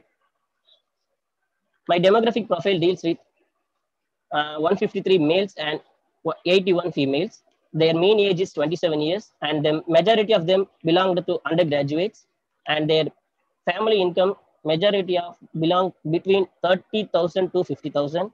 Average hourly spent a day was 3 to 5 hours. Preferred device was smartphones. And the next slides, analysis and interpretation. This table shows that the highlighted values of 0.654 and 0.183. Before the slide, please.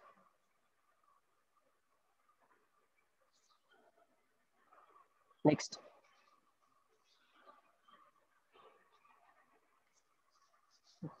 Okay.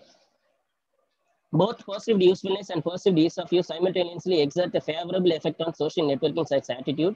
Users' attitude towards social networking sites in turn stimulates their intention to use social networking sites, which would finally lead to actual usage of social networking sites. Roughly 38% of the variations in social networking actual usage could be explained through the technology acceptance model, and the path leading to perceived usefulness and social networking attitude and social networking usage intention and social networking usage found critical. And the next slide. This slide shows that social networking usage technology acceptance model fit for statistics. It could be seen from results in table 1 that all the goodness of fit test. No, before the slide. Yes.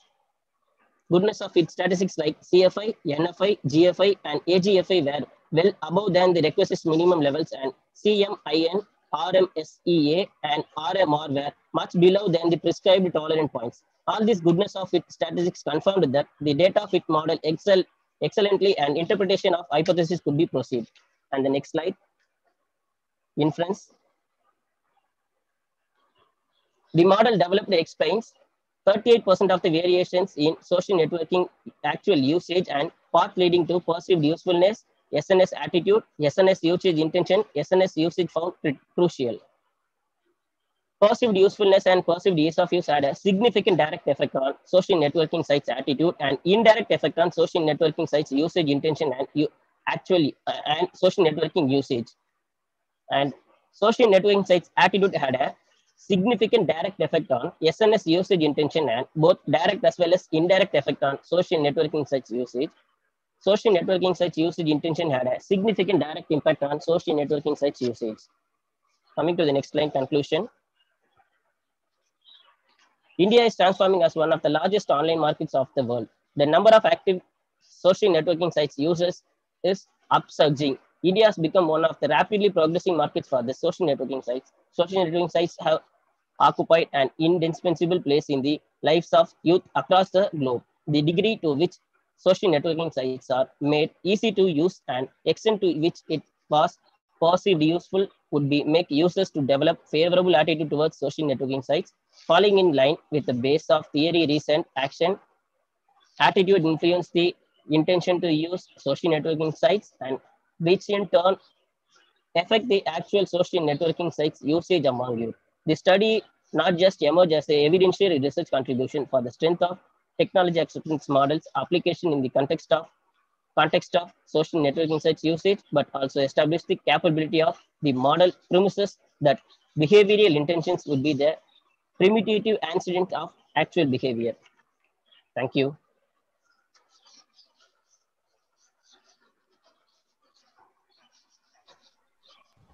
Thanks a lot, sir. I now open the floor for questions from the chair.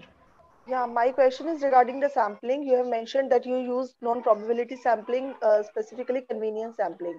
So any particular reason for that? Because generally we don't go for convenience sampling until unless we haven't tried with other ways of collecting the data. Come again, I couldn't able to get your voice properly. I'm asking that is there any particular reason for going for convenience sampling? No, ma'am. No, ma'am. I So have it studied was with the just previous like. research material, so that I have used non-probability convenience method for my study. Okay. Okay. Thank you. Thank you, ma'am.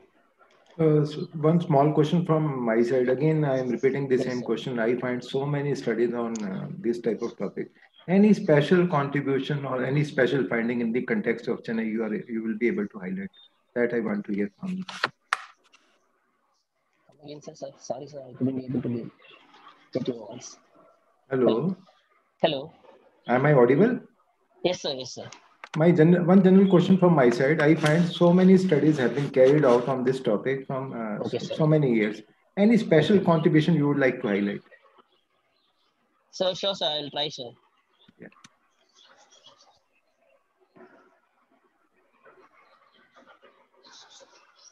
Hello. Jay, I think there is some network issue, so maybe we can proceed further.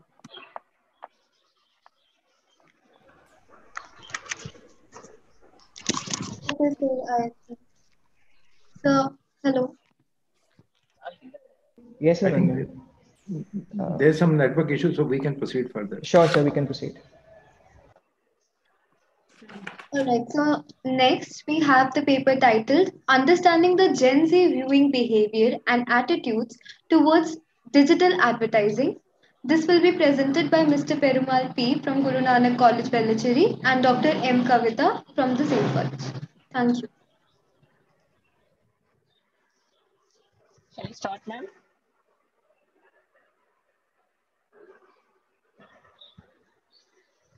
Yes, please. Good evening, one and all present here. I'm Perumal from Guru Nanak College, PhD research scholar. My paper titled Understanding the Gen Z Viewing Behavior and Attitude Towards Digital Advertising.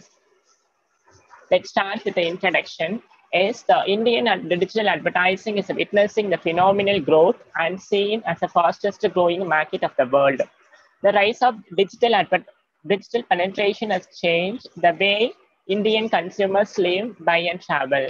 The digital advertisement has become an order of the day. The global advertisers have observed that the scenario and evoke quickly that the future is digital. Gen Z attitude towards digital advertising would be providing the most sought after insights to digital markets. Coming to my research gap, significant majority of previous studies conducted on digital advertising, but very few exclusively concentrated upon the Gen Z attitude along with their viewing behavior towards digital advertising. Hence, this study tried to fill up this gap. My objectives are to understand the Gen Z digital advertising viewing behavior, to study the Gen Z attitude towards digital advertising. Coming to my methodology part, my study is empirical in nature. My sample size is 411 respondents residing in and around Tamil Nadu. I have used non-probability convenience sampling method. I've I've used structured questionnaire design. It consists of two parts. The first part deals with the demographic profile of the respondent, and the second part deals with the digital advertising behavior towards digital advertising.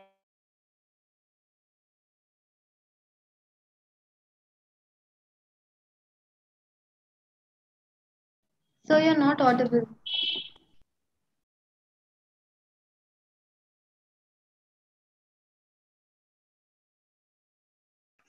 Am I audible? Yes, sir. Yes, sir. Sorry for the inconvenience.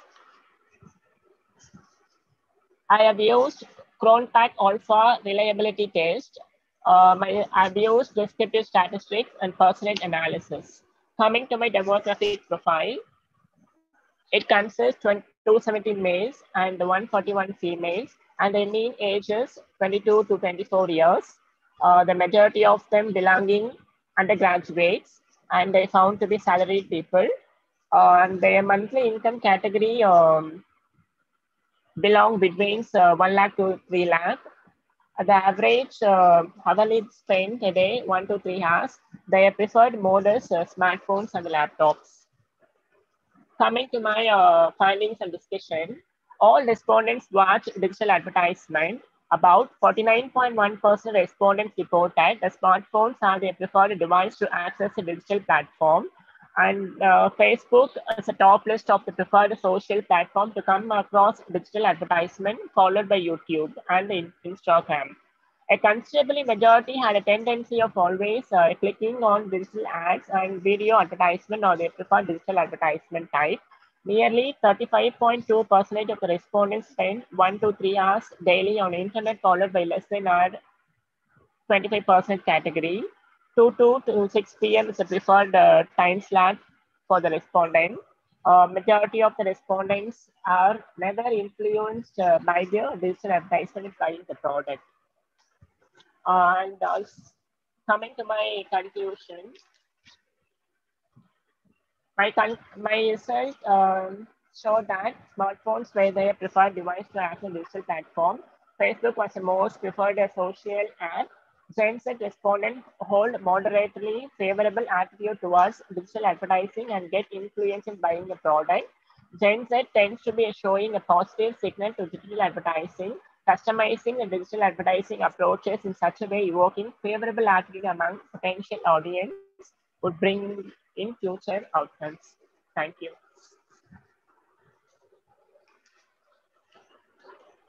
Thank you so much, sir. The floor is now open for questions. Sir, I have one question only. Can you please define Generation Z for me? Actually, this is the second presentation where we came across the similar term. So, Yes, how ma'am. do you define this Generation Z? Because I haven't seen People, any formal definition here. I yes, think ma'am. People who four are born speakers have after used this term. 1995, they called as Gen Z people. I'm sorry, sir. People who were born after 1995. Okay, so the people who were born after, is it a, social network definition, or this definition is embedded in the literature also? Because you I have haven't mentioned any. studied so yes, ma'am. I have studied so many literature through that. I Okay, so it is somewhere in the literature also. Yes, Okay, ma'am. okay, thank you. Thank you, ma'am. Okay, a little bit. Could you please explain more about your findings? What type of conclusion you want to draw from your study? One second, sir. Majority of the respondents use smartphones to access a digital platform. Am I audible? Yes, sir, you're audible. And the Facebook is a preferred social app, sir.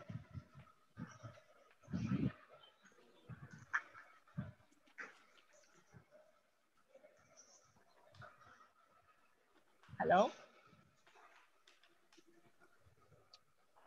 Yes, sir, you're audible. You may continue. Gen Z people respondent hold moderately favorable attitude towards digital advertising and get influenced in buying a product. So digital advertising influence the people to buy the product. Okay, fine. Okay, ठीक है. Thank you very much. I think there is a Thank you, sir. Thank you. network issue also. So over to the organizers. Okay, sir, thank you. We'll move on to the next presenter now. Now we have the paper title Brand Engagement and Purchase Intention Towards Apparel Goods, a study of Generation Z in social media scenario. This will be presented by Mr. Ravindra Pant from Atmaram Sanatan Dharma College, Ms. Antriksha Negi, and Professor Naval Kishore.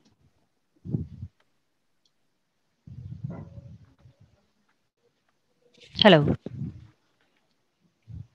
A very Yes, good ma'am. afternoon to the respected director, sir, and the faculty members and the organizers. So, shall I start my presentation? Yes, ma'am. Just a second.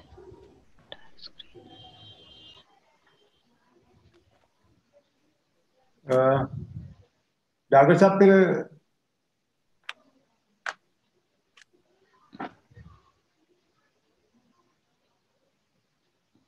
Just a second. It's loading.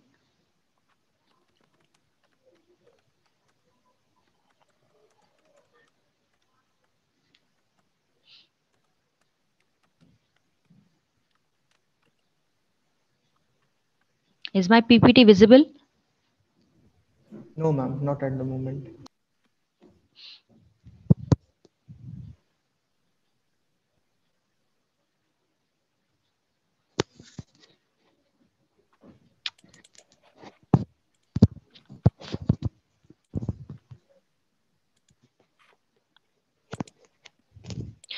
Can you please run the presentation for me? Because it's taking time. I think there's a technical Sure, error. ma'am. Okay. Please do run PPT for me. Yes, ma'am. Just give us a moment. Okay.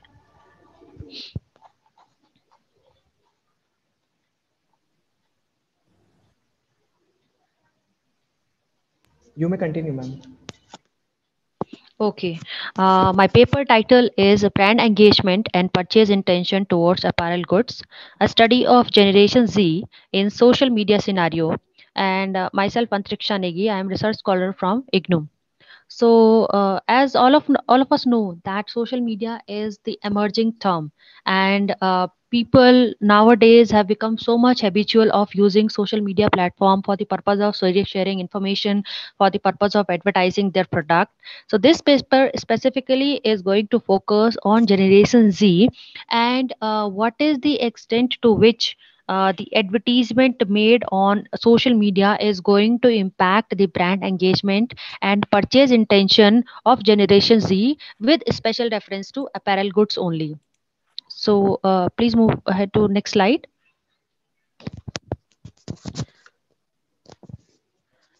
One of the most alluring feature of today's time is the worldwide accessibility of internet. As we all know that internet, especially in present scenario, is comparatively available at free of cost. So social media is going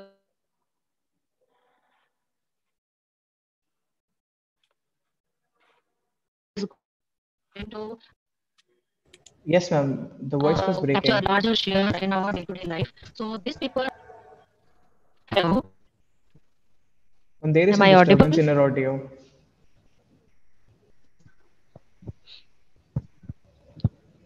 Uh, Yes, Hello, ma'am. Now it's Z. fine. Please There are continue. four cohorts basically available. There are basically four cohorts available. Generation Z, those people who are born from 1995 to 2015. Millennials born between 80 to 1994. Generation X, 65 to 79, and baby boomers 44 to 64. So my study is going to focus on those people who are born from between 1995 to 2015. Please move to slide number 4. Slide number 5.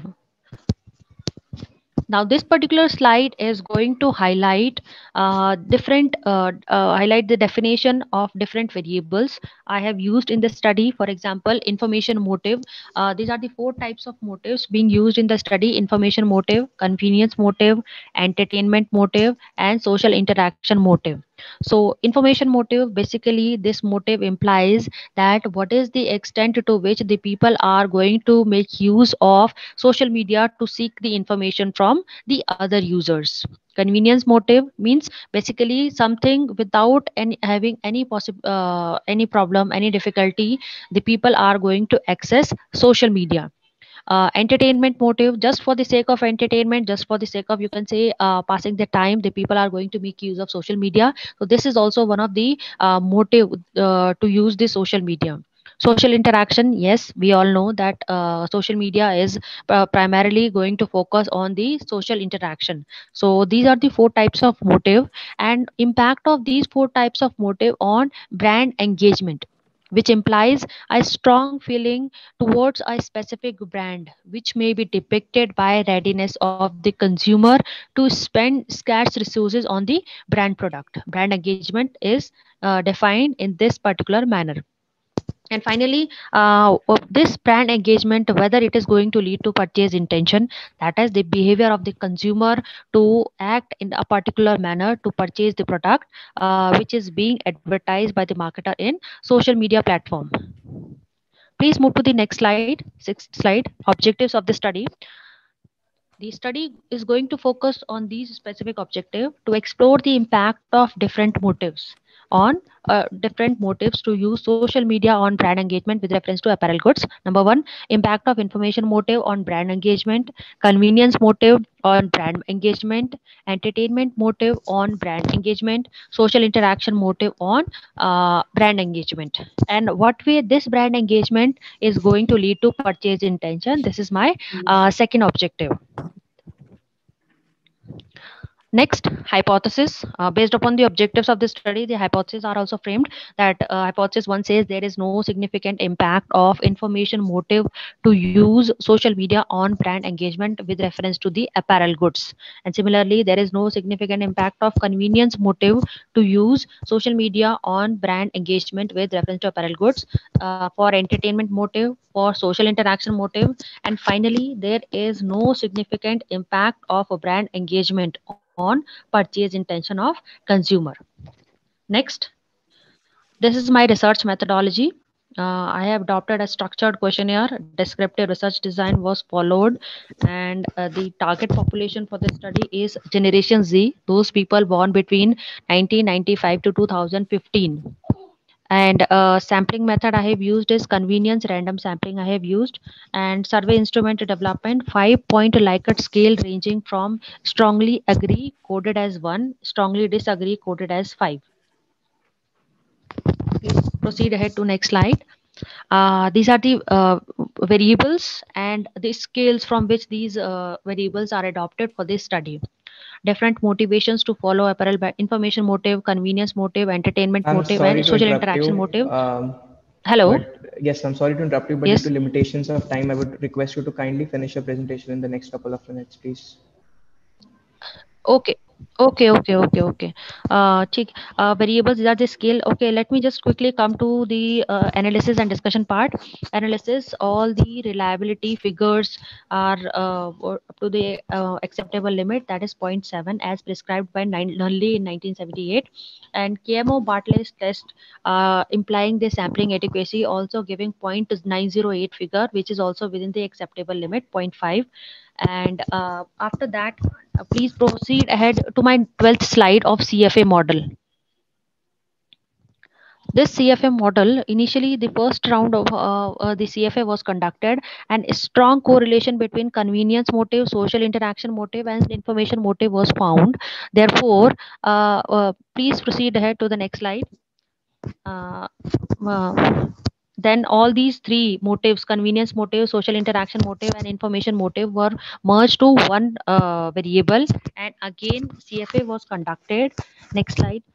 And this CFA was leading to the improvement in the model fitness result. So this table is going to depict the proposed model figures and revised model figures, and we can see that after merging the this convenience motive, social interaction motive, and information motive into one particular variable, the model was improved. And finally, we have conducted the regression analysis. Please move ahead to hypothesis testing result.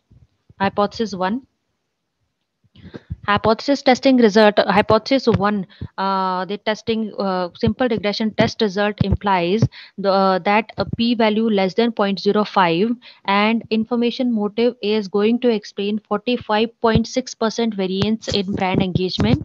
Therefore, we say that there is a significant positive impact of information motive to use social media on brand engagement with reference to apparel goods.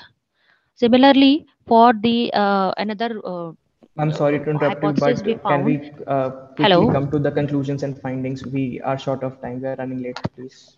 Okay. Can you please run my second last slide?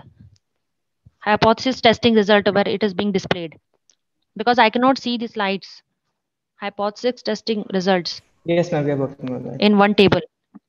Okay, so in this table is summarized result of this entire research paper. Hypothesis 1, hypothesis 1A, 1B, 1C, 1D. And it was found that all the information motive, convenience motive, entertainment motive, and social interaction motive to use social media have a significant positive impact on brand engagement with reference to apparel goods. And finally, there is also a significant positive impact of brand engagement on purchase intention. So with this paper we can conclude that marketers must make use of social media as a marketing tool, because it is going to impact all the four dimensions, all the four motives behind making use of social media for the purpose of selling the product. And since it is going to lead to brand engagement, there is going to be the purchase intention by the consumer as well. Thank you. Thank you so much, ma'am. I just have one question to ask. Can I ask? Okay, welcome, ma'am. Can I ask a question? Yes, ma'am. Hi, this Yes, side. ma'am. I'm sorry, the questions are restricted to chair only. All right. Thank you. Yeah, due to the constraints of the time. So sorry. I have just a quick question for you. Did you differentiate between the luxury apparels and the non-luxury ones? Because the dimensions change drastically when No, it ma'am. comes to luxury Yes, ma'am. Tell brands and me. non-luxury brands. Huh. So did you made any differentiation or it was generally? Yes, ma'am. No, ma'am. You have given me another base to do further study, but as of now, I have not differentiated. It's like in general, apparel goods. Okay, I have quoted the term in general, but not okay, luxury or non-luxury kind of things. fine. I understood. Okay, ma'am. Thank you. Any more Okay. questions, please? No more questions. We are short of time. Dr. Mohita has Okay, sir. already raised the question. Thank you very much. I'll proceed, sir. Okay. Oh, thank you. Thank you so much, sir. Thank you all for such wonderful insights. I am profoundly elated to take an opportunity to call upon the session chair, Dr. Mohita Maggo, to address the session with the kind words. First of all, thank you, MAIMS, for giving me this opportunity to chair the sessions. And one more thing, I'm sorry I'm taking the time, but I'm doubly thankful because they took me on the nostalgic track, because I am fortunate enough to share this dais and platform along with one of my mentors. Sir, you might not remember me, but I was a student of yours in 2005. Oh, oh, So, that is, yes, yes. I was trying to relate to your name. Oh, that is my. okay. So I'm fortunate. I'm quite fortunate enough to share this platform with you this today. So coming back to the sessions that we have seen, because virtual things are now becoming a reality due to the ongoing pandemic. Also, we don't have any other option left out, and this is the new normal, I think. And the way the topics have been, vastly covered, because we have seen things right from online segments of shoppers till apparel brands to the students' responses. And there is a kind of continuum, and I don't see any gap. The scholars have not turned it on. And one more thing I would like to add, that whatever the limitations you have faced, or whatever ground realities you have come across during these research proposals, it's a good time to carry this forward, because this is going to be the something which is present as well as the future. So we should always acknowledge the power of social media when it comes to our research, and we should definitely exploit its power. So that's all from my side, and I again thank convener Ms. Shikha Sharma to give me this chance and opportunity. Thank you so much. Thank you. Thank you for those words of wisdom, ma'am. Your support and knowledge has indeed come us a long way. I would now request the Revered Professor Vijay Khurana, sir, to share his valuable ideas with us.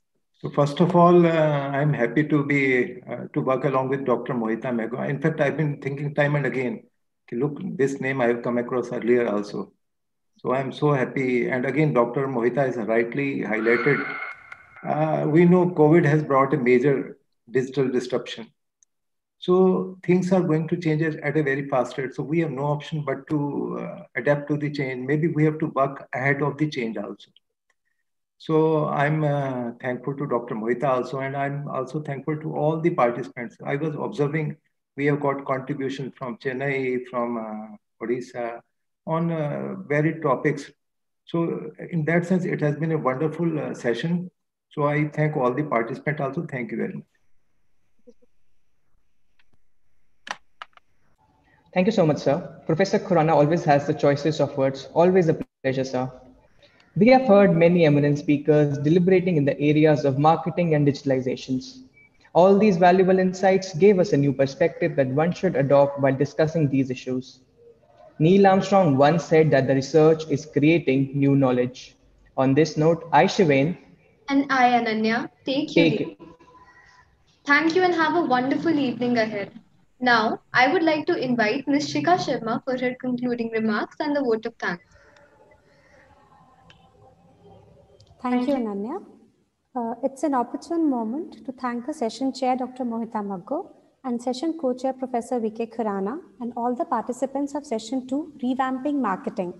From retailing to online shopping, from social networking to social media marketing, the session was a treat for all of us. I'm sure that deliberations during the session will lead ways for better strategy making and will influence future researchers as well. Once again, thank you everyone for your valuable time. Please stay tuned for the third technical session on HR and law for another insightful experience. Thank you very much.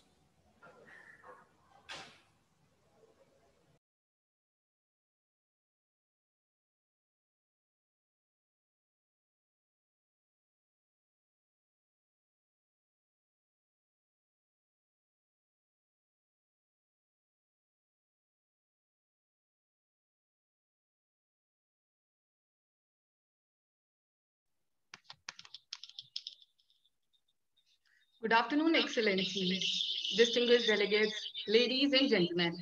I, Drashita, And I, Shivam.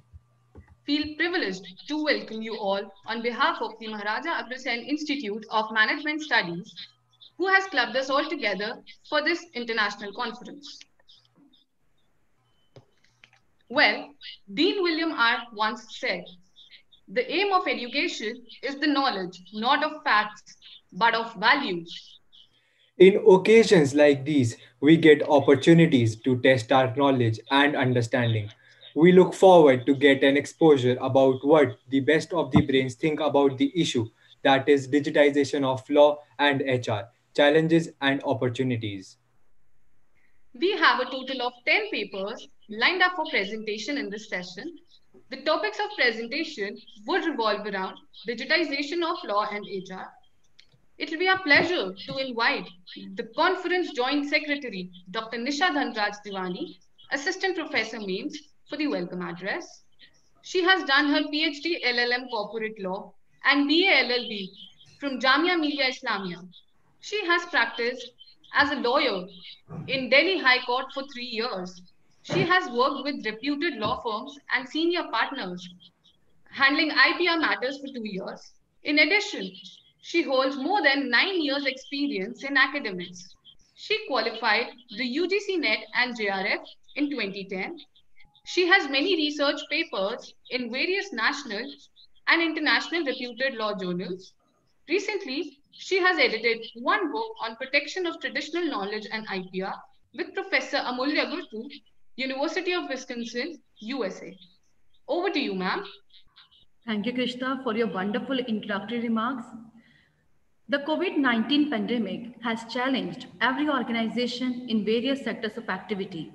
Many of these organizations have been forced to adopt new internal working practices and have felt a strong pressure to offer their services through virtual means. Digitization is not a new phenomenon. The challenges and opportunities are changing constantly. So it has become very impeccable to assess these challenges and opportunities in the areas of HR and law. And the same is the theme of our technical session 3. So on behalf of Maharaja Agrasen Institute of Management Studies, I, Nisha Dhanraj Devani, welcome our session chair, Dr. Sunil Kumar Gupta, and session co-chair, Professor Dr. Rajni Malhotra Dhingra. Professor Sunil Kumar is presently working as professor at Indira Gandhi National Open University, IGNOU. He has 20 years of rich teaching experience at post-graduation and graduation level. He has over 133 publications in various national and international conferences. Also, 4 of his publications are in reputed journals.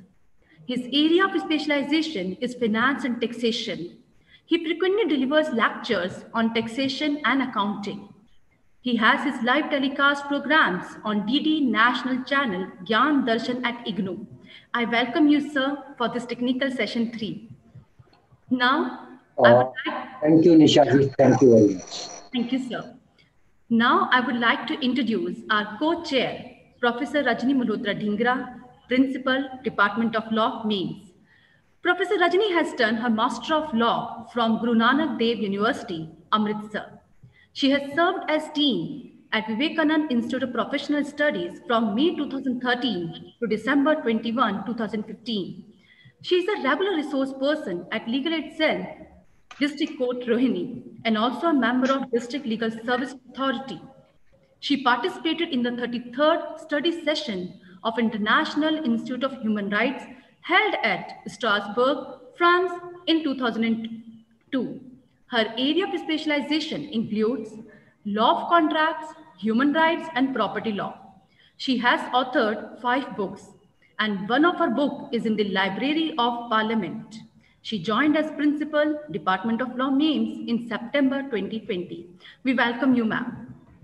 Thank you, Dr. Nisha. Thank you, ma'am. We also have Ms. Purnima Gupta, Assistant Professor MAIMS, as a rapporteur for this technical session. Now I request Mr. Shivam to please move the session ahead. Thank you so much, ma'am. I request the chair and co-chair to please evaluate the papers being presented here. All the participants are strictly advised to adhere to the timings of their presentation.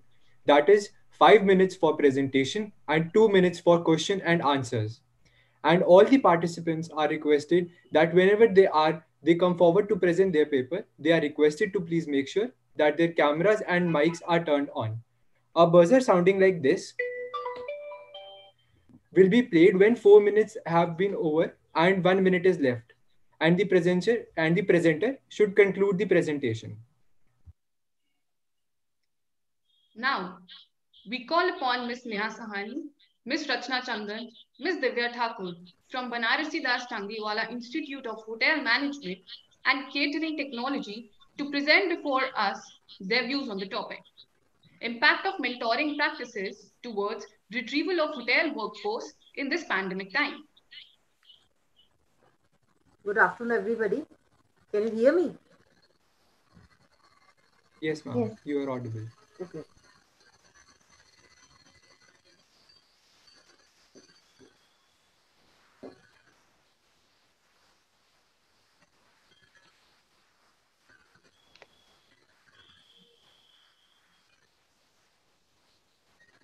Okay, I'll start my presentation. As every organization is selling their own products, in hospitality, we are selling services. Yes, we do have some products also like hotel rooms, restaurant, but they are same for years. You know, when we know that services play an important role, we take care of our employees. This is the reason why we chose the topic. Our topic is impact of mentoring practices for retrieval hotel workforce in the pandemic times.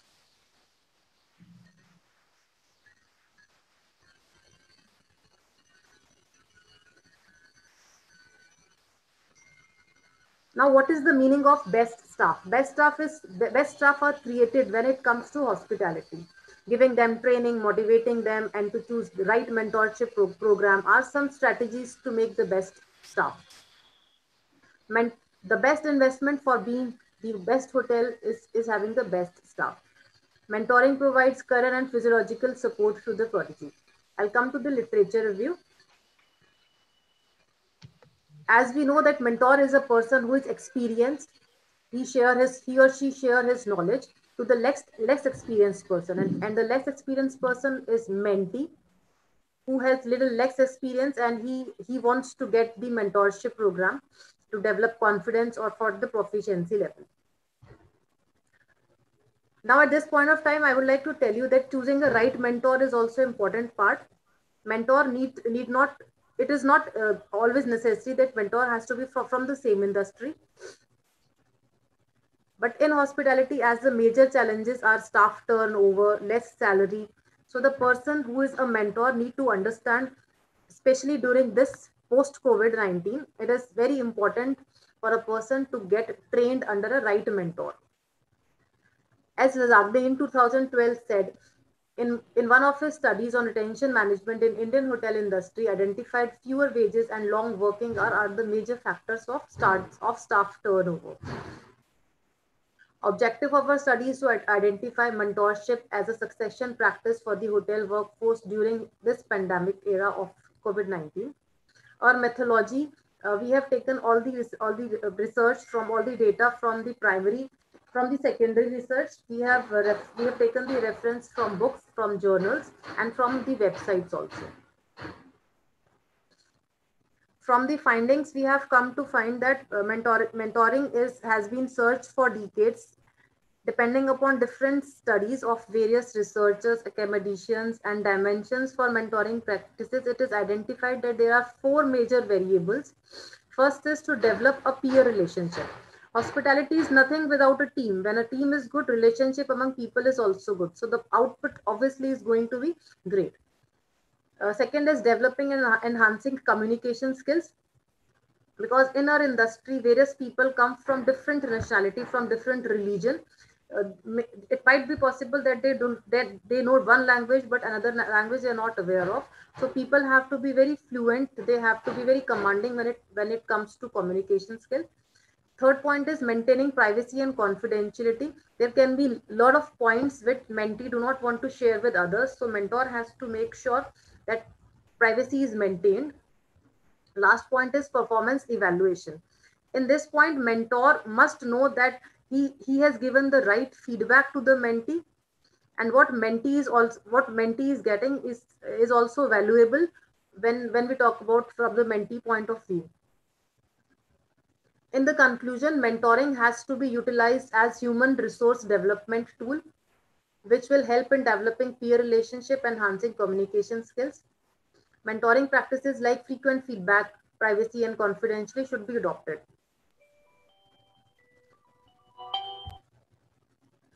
Thank you.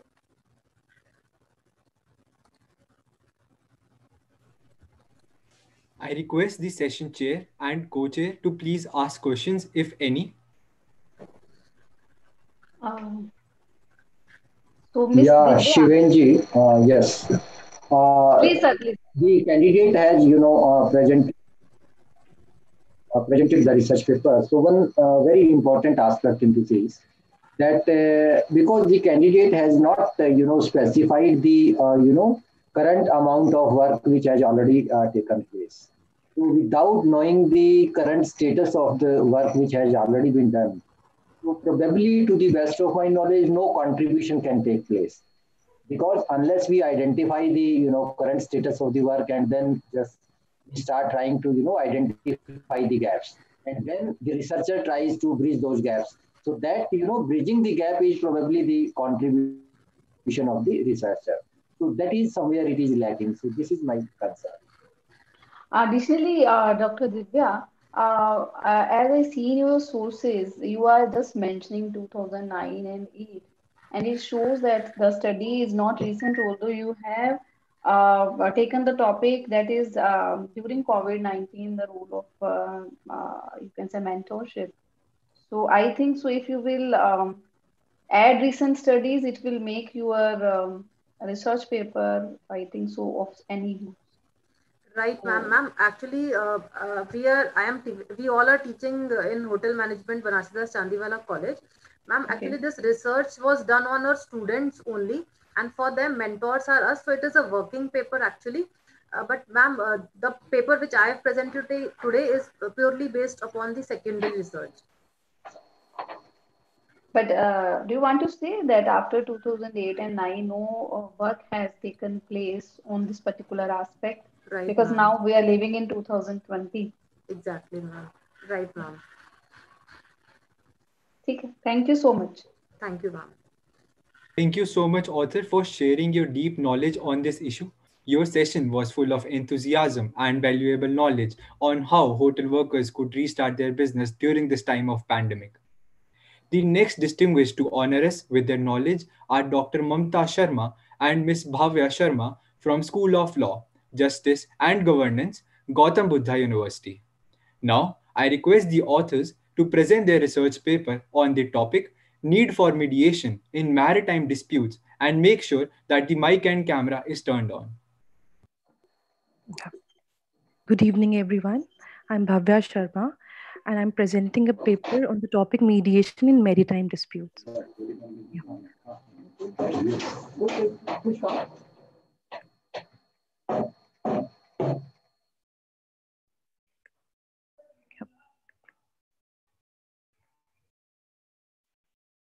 Uh,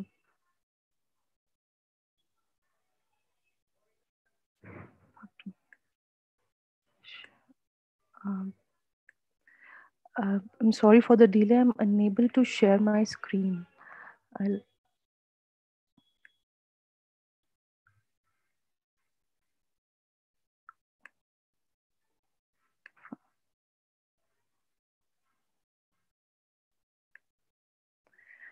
um, I'm unable to share my screen. Can you please run my PowerPoint presentation? Sure, ma'am. Yeah.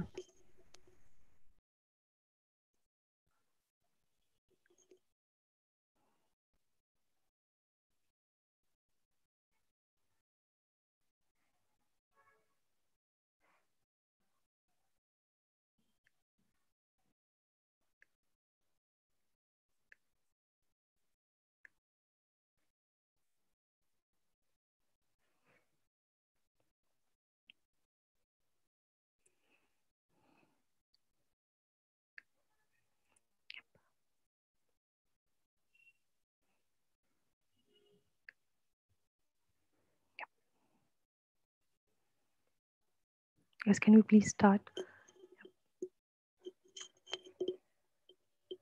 So, firstly, why maritime disputes and the dispute settlement in maritime dispute is important. So in my paper, I have tried to cover first the meaning and the importance of maritime dispute. So maritime is something which is connected with sea, especially in relation to seaborne trade or naval matters. So according to the manual book of Sagarmala shipping industry, around 95% by volume and 70% by value trade is done by shipping in India. So therefore, dispute resolution other than the adversarial court procedure is important for ease of doing business and encouraging further more investment in maritime disputes. So in second part of my paper, I have tried to explain why mediation should be there in such disputes and what is the process of mediation. So, so maritime contracts with mediation provision provide parties with opportunities for swift, cost effective settlements of disputes and can negotiate remedies which are not accessible by arbitrators and courts.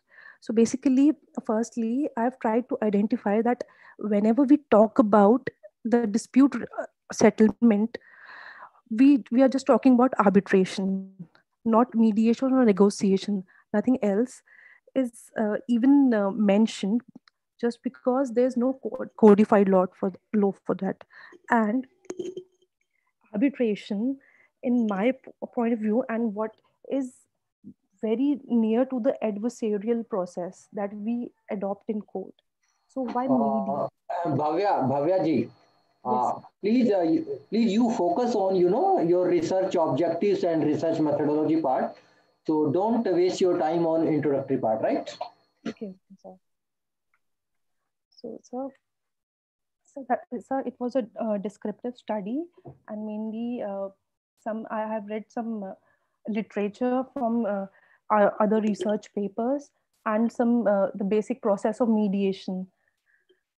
So, sir, I have mentioned about the history of maritime laws and why how it evolved, and the recent Singapore Convention on Mediation, which also mentions about how it add-ons to the mediation process, which are internationally settled. So, and so that was the basic. Uh, can you please? Have you referred any study, because we are talking about some book and then you are talking about some statistics. So from where you have taken that particular data? Could you please tell me? So, but some particular data I have for mediation process, ma'am, I have covered the book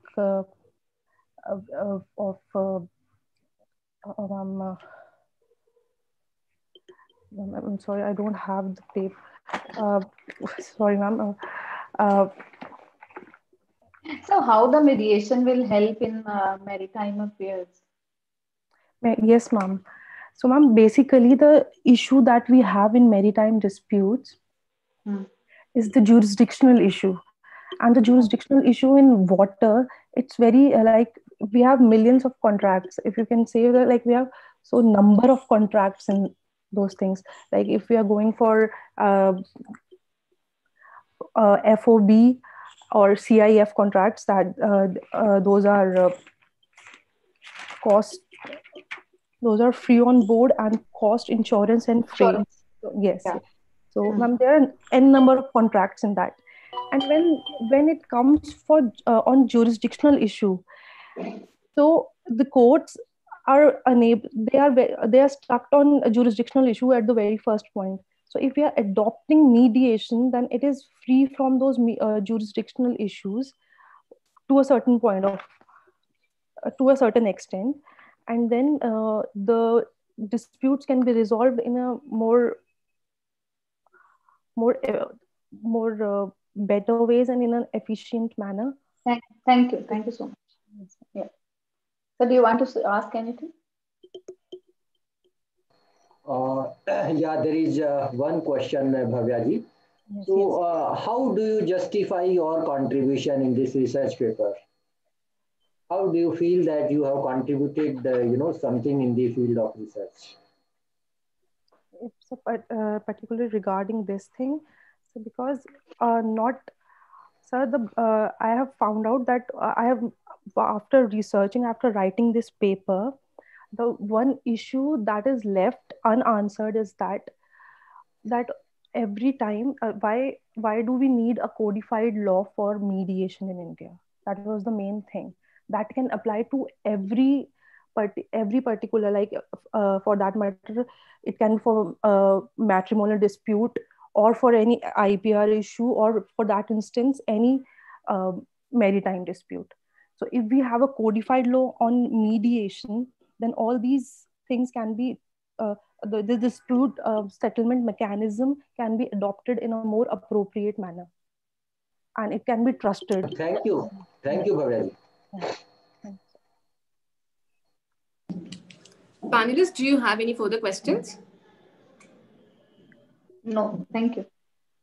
Thank you, ma'am, for your influential presentation. Surely we need to adopt mediation and other area mechanisms to resolve disputes. Now, proceeding towards third presentation of this technical session, we'd like to call upon Ms. Priyanka from Ramjas College, Delhi, Mr. Brijit Ghosh from Indian Institute of Technology, Delhi, and Mr. Pranshu Raghuvanshi from Indian Institute of Science, Bangalore, to enlighten us with their deep knowledge on the issue of impact of social networking sites usage and emotional intelligence on career decision, self-efficacy among university students. So please ensure your mic and video is turned on.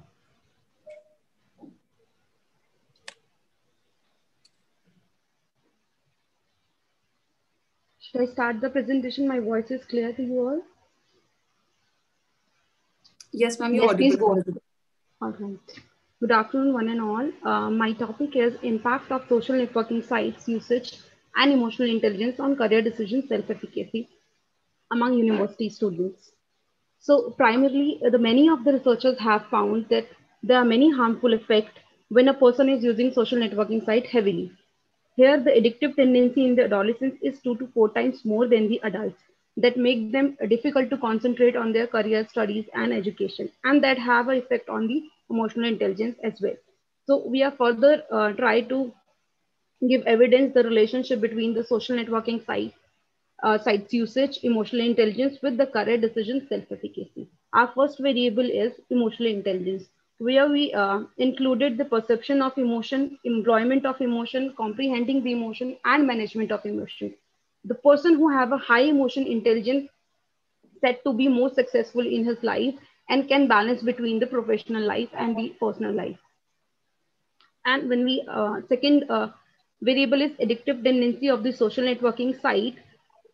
Most of us are using social networking sites for getting the information for the entertainment purpose, social interaction, personal identification, but without knowing that it getting in getting gives us the problematic behavior when we are using it unnecessary or at the inappropriate time.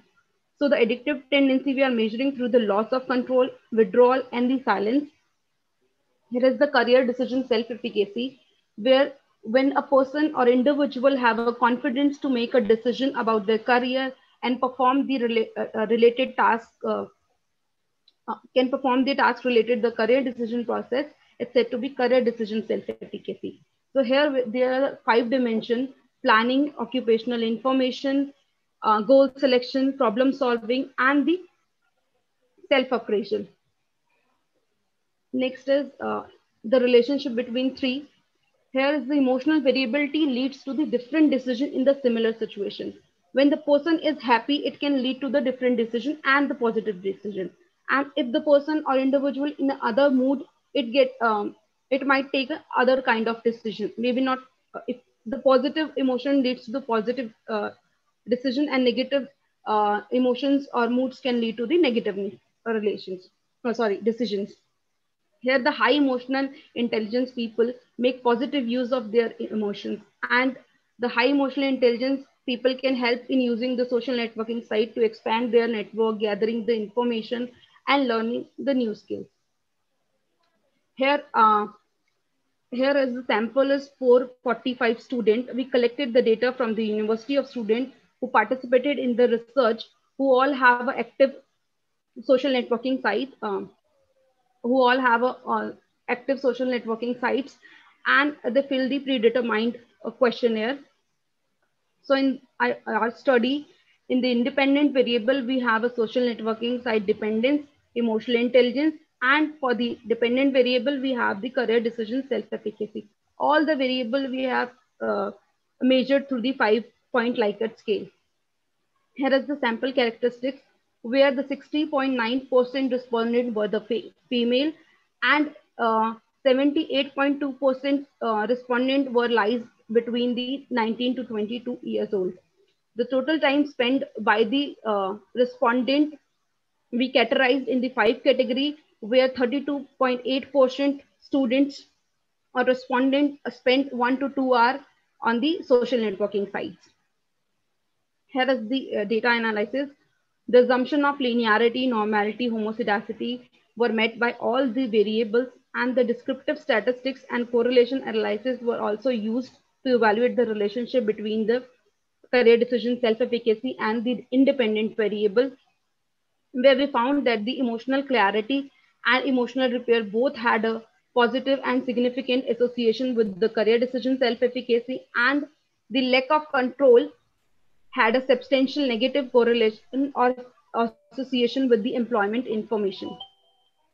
Here is the univariate scale statistics, which show the compact results about the mean, standard deviation, median, minimum, maximum, convex alpha, and number of items. Here we selected 3 items to define social networking site dependence, 24 items for the emotional intelligence, and 25 items for the career decision self-efficacy.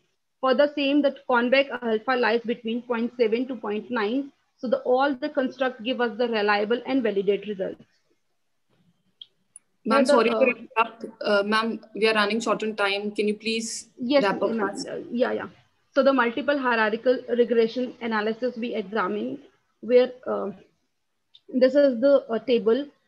In the first step, we run the social networking site dependence. On the second step, we added the emotional intelligence as well. Here we found that the emotional clarity and the emotional repair has the positive association with all the construct of the career decision self-efficacy. So the independent variable explained 10.3% variance in gathering occupational information, 11.1% in goal selection, 10.5% in future plans, 10.4% in self-appraisal, and 6.8% in problem solving. Here is the discussion. And the research finding partially supported the first hypothesis that individual using unnecessary social networking sites were less likely to partake in professional job decision making. Currently, there is no study that linked directly the views of students on the career choosing and the social networking site dependency. The findings of the current research confirm the previous studies as well, because the achieving a high degree of understanding and the repair of the emotional help them to direct in career decision making. While emotional intelligence is required for the vocational development and engagement, though is not significantly related to the career decision self-efficacy.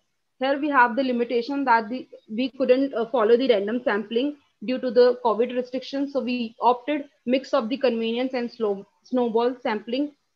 Here the respondents, only 60% of respondents use the uh, LinkedIn social networking site, which useful the career decision. But if the all sample would be the using LinkedIn, it gives us the more effective result.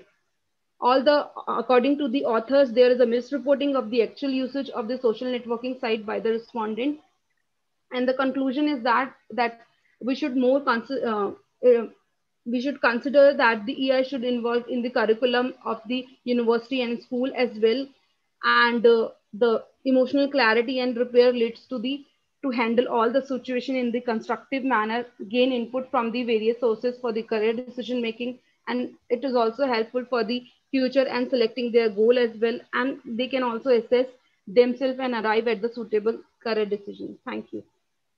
Thank you all of you. So hear me. Priyanka ji, there is one question from my side. I am Professor Sunil from School of Management, Lucknow. you have taken 445 as a sample size, right? Right, sir. So, can you please provide me the justification why not 444, why not 446, why it is 445? Because I've sent to the student only 445 have filled this questionnaire. That's why it's 445. No, no, this is not the justification. See, probably you might have, come across the formula for determining the sample size. The All right, Cochrane sir. formula is there, where Yeah, all right, sir. That calculation is there. yes, So sir. Sir, that the must formula. be well higher. Yes, sir. The formula give us the figure around 200. So we thought that the more the sample we got, we will have a more effective results. So that's why we Okay, gave. Yes, sir. thank you, thank you. All right, sir. Thank you. I don't want to ask him. All right. Thank you, sir. Thank you, ma'am. Thank you so much, authors, for your insights on the impact of social media on the lives of students. Now, we would like to call upon Ms. Mansi Saxena, Dr. Tina Bagga from Amity University, and Dr. Sangeeta Gupta from MERI to present their views on the topic Competitive Role of HR Analytics, a study of SMEs in India. Good evening, one and all. Am I audible? Yes, ma'am, you are audible.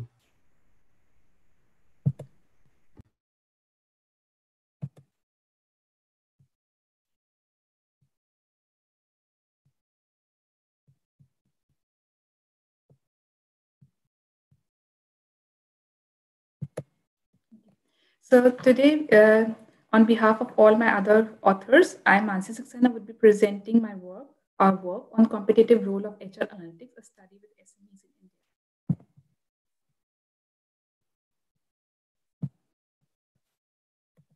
So basically HR analytics, why we had it, because HR analytics become a process of collecting and analyzing all the HR data in order to have an improvement performance. Whereas when we talk of HR, we know that humans are very complex in behavior and very difficult for them to make in a predictable way. So where we talk of data analytics, we say it's been described as a merging of art and science. So when we're talking of HR analytics in all in one, we could see that we have a higher scope of HR development, and it has been accompanied by a lot of, or I would say, huge organizational benefits. So this has become a part where we are looking forward for integration of technology in HR and have a good kind of perspectives for work and handshake together. So when we talk of SMEs, the Asia has a huge percentage of SMEs. That's almost of 97 to 99% in the population. So when we talk of India in particular, we could see that there are SMEs actually contribute 29% to the GDP in 2019. But the major challenges what SMEs have been facing is in terms of global assignments with a flexible work timing, virtual teams, and we have a diverse workforce. To support all that quest, the technology has a solution in the form of IoT, AI, and robotics. But again, the need is to put into a systematic way where they can see HRs as turning as a business partners. So in this particular paper, we have made a use of TOE framework, which is with Torensky Fleischer in 1990. And we have picked up because this study is free from any kind of restrictions and has been validated into IT and IS studies. The framework explains the holistic approach of adding change and value among describing the impact, how the innovations are being related with your technology adoption. So when we say HR analytics with technology, it have basically coming in terms of internal and external features, and basic influence comes on cost and benefit, application and use, how it is adopted, and the triability. Analytics with the organization, it refers to the resources, process, methods, and policies which are relevant to influence adoption of any new change or innovation. An organization working is commonly affected with the size, management support, and policies. So with environment, this simply refers to the scenario setting in which businesses are being performed. This is largely referred to the nature of organization, the type of businesses, the location and the product and services, its range, customers, competitors, government support, and the interventions. So as in backgrounds, yes, we could see there's a huge transformation happen from over the years from HR to EHR, and lately the analytics has become a fashion. So to keep the analytics as a changing face of HR, it is required to get into automation and inculcate with the automated generating sheets and looking for a good analytics from here. So the objective of the study is to investigate the competitive role of HR analytics for SMEs in India. And the second one was, what are the strategic techniques were adopted to support HR analytics for its users in developing business strategies? So the study was made with 58 respondents who are the entrepreneurs, directors, HR heads, managers of small and medium enterprises across different regions in India. The survey was conducted in July 2019 to October 2019 via audio calls and face-to-face interaction from 60 to 90 minutes. The interview was performed with the open-ended questions and were recorded and later been analyzed on an Excel sheet. So the findings were, it was being seen that 39 of the total 58 were having a structured data across different kind of work scenario, and the unstructured data sets were with 19 of the 19 samples. So when we talk of the techniques which they've been adopted in analytics, when we talk on data, it was seen that they all have been looking forward for aligning data with the business goals. And yes, after that, it has been making a routine practice to put into a systematic format. When we talk on preparing the organization, the majorly holes go with the cost factor, that they have to be focused in the cost and what infrastructure they're currently working and how they can actually put into the working. And yes, they've been taking care of what the external reports have been saying, how the competition is increasing and what is a new in market. So when we talk about employing and preparing the organization internal working, they have major focus with coming with informal links, how they've been trying to develop the logics of getting analytics into a normal system, combined with the trainings on the job, going further with the various informations on how to use it. And lastly, they've been considering for the leadership part. Sorry to interrupt you, ma'am. I request you to please conclude. Sure. So as an application, they have shown an application in various parts of employee planning, recruitment, empowerment, and many more things. But as in conclusion, I would say that TOE has shown as a very good impact in managing the analytics into the organization. Yes, it is a better side that seeing the organization, we can of course manage the cost and the work. Empowerment of employees' engagement and career development could be taken care of, and SMEs need to improve the quality of work as the employee could perform better in new design system practice to analytics. Thank you.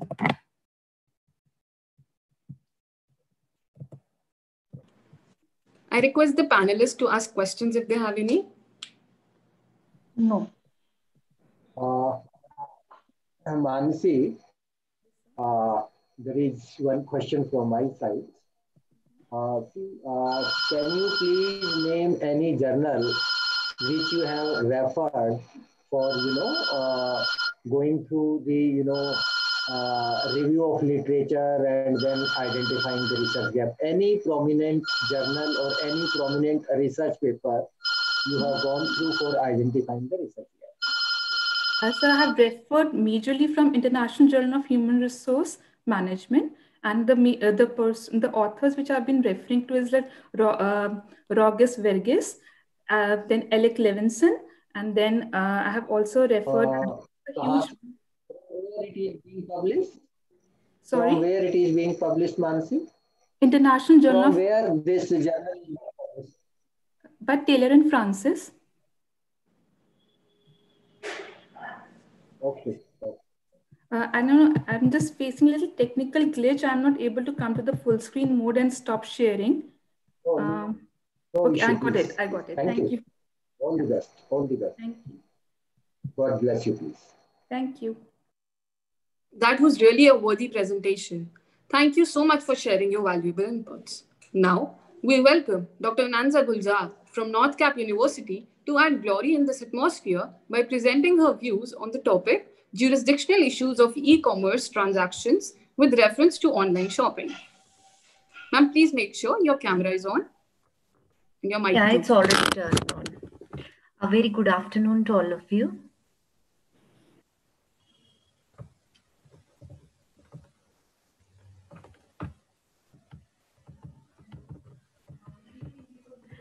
Is my presentation visible? Yes, ma'am, it's visible. Okay, thank you so much. So my topic, as the topic has been already introduced, a critical appraisal of jurisdictional issues of electronic commerce transactions with reference to online shopping. Since as we know that the electronic commerce is having a lots of benefits, we see that today in the today's technological world, when we have come closer to the technological innovations, we can find a number of the advantages which is connected to the technology, be it a convenience, better prices, speedy, less expensive products, services, and comparison of the prices are possible, especially to the electronic commerce, aggressive online discounts we can find, wider abundant choices, crowd-free shopping are some of the benefits which an online consumer enjoys while shopping online. To regulate the online shopping convention, we can see at international level, various international conventions and agreements has been formulated for the protection of the consumer. We can see it is a United Nations Commission on the International Trade Law, Organization of Economic Corporation Development. We can see the International Chamber of Commerce, ICPN, and there are other numerous European directives which have taken steps for the protection of the online shoppers throughout the world. And at the same time, if we see the developed countries like the USA, China, UK, they have come up with the different contemporary laws to regulate the electronic commerce. Take an example of UK, they have come up with the Data Protection Act for the protection of the online consumers way back in 1998. But when we talk of the India is lagging behind. We don't have any specific law for the protection of the commerce. When we talk of the electronic commerce, we have just a single provision, that is Section 10A of Information Technology Act, which just validates electronic, the contracts without laying down the attendant principles for the formation of the same. So it's giving a least priority to the consumers, especially in the electronic medium. And as we see, there is a problem with respect to the consumer which is facing. It is a selection of the forum by choice. The discretion has been always given to the other party to to decide the place of jurisdiction in case of a dispute between the parties. And it is also the other party is not in a position to negotiate to determine the jurisdiction, where party has to enter into an electronic commerce in an electronic contract in an electronic platform. They are required to simply give an consent, and they are not in a position to negotiate. And if we talk of the Civil Procedure Code and the Information Technology Act as such, relating to the cyber crimes which is happening, for example, consumer is deceived, some misrepresentations are made, consumer is cheated in the electronic form, these types of the complaints are usually regulated by the criminal courts itself. So jurisdiction for the jurisdictional issues, the Information Technology Act is silent. And when we talk of this civil matters, which is dealing the consumer complaints, we have a normal adjudicatory authority under Section 46, which is generally simply awarding the compensation. But as we know, IT is having an extraterritorial operation, it's having an extraterritorial effect, but it is not in a position to have a control over the other jurisdictions as well. We have the conflict of laws over the jurisdictional issue, especially when we talk of the India. When a consumer is facing any kind of the grievance, we don't know that where can the plaintiff sue, consumer can sue, which country's law will apply, where can a shopper, if a shopper who lives in India, he will possibly purchase a couple of fabrics as of a professional situated in the United Kingdom through the website of professionals. On the face of it, such professional will have contacts to the dual nation like India and the UK. Likewise, contacts to another nation, it may too arise. If the website, it is run by the UK professionally, it is maintained by a machine server which is located in the US, and the fabric is synthesized in some another country, take an example of China, then definitely the jurisdictional issue will always arise. And if we talk of, we have Information Technology Act, we have in Section 13 of ITAT, which is talking about the, the time and the date of any formulation of an electronic contract. It's talking about, it is simply saying that wherein in a instigator or wherein the recipient, that is the offeree, has more than place of business, then principal place of the business shall be deemed to as place where the electronic record has been dispatched or the acknowledged. But when we practically put it into the when consumer is purchasing something from outside country, this thing, it is very difficult to determine. And in case of a conflict, definitely the jurisdiction will not be determined at all. And second thing, we have the recently passed Consumer Protection Act 2019, and whereby you can see there is a section 34, and it is again coming in conflict with the Guljarji, please try to conclude. yeah, definitely, sir.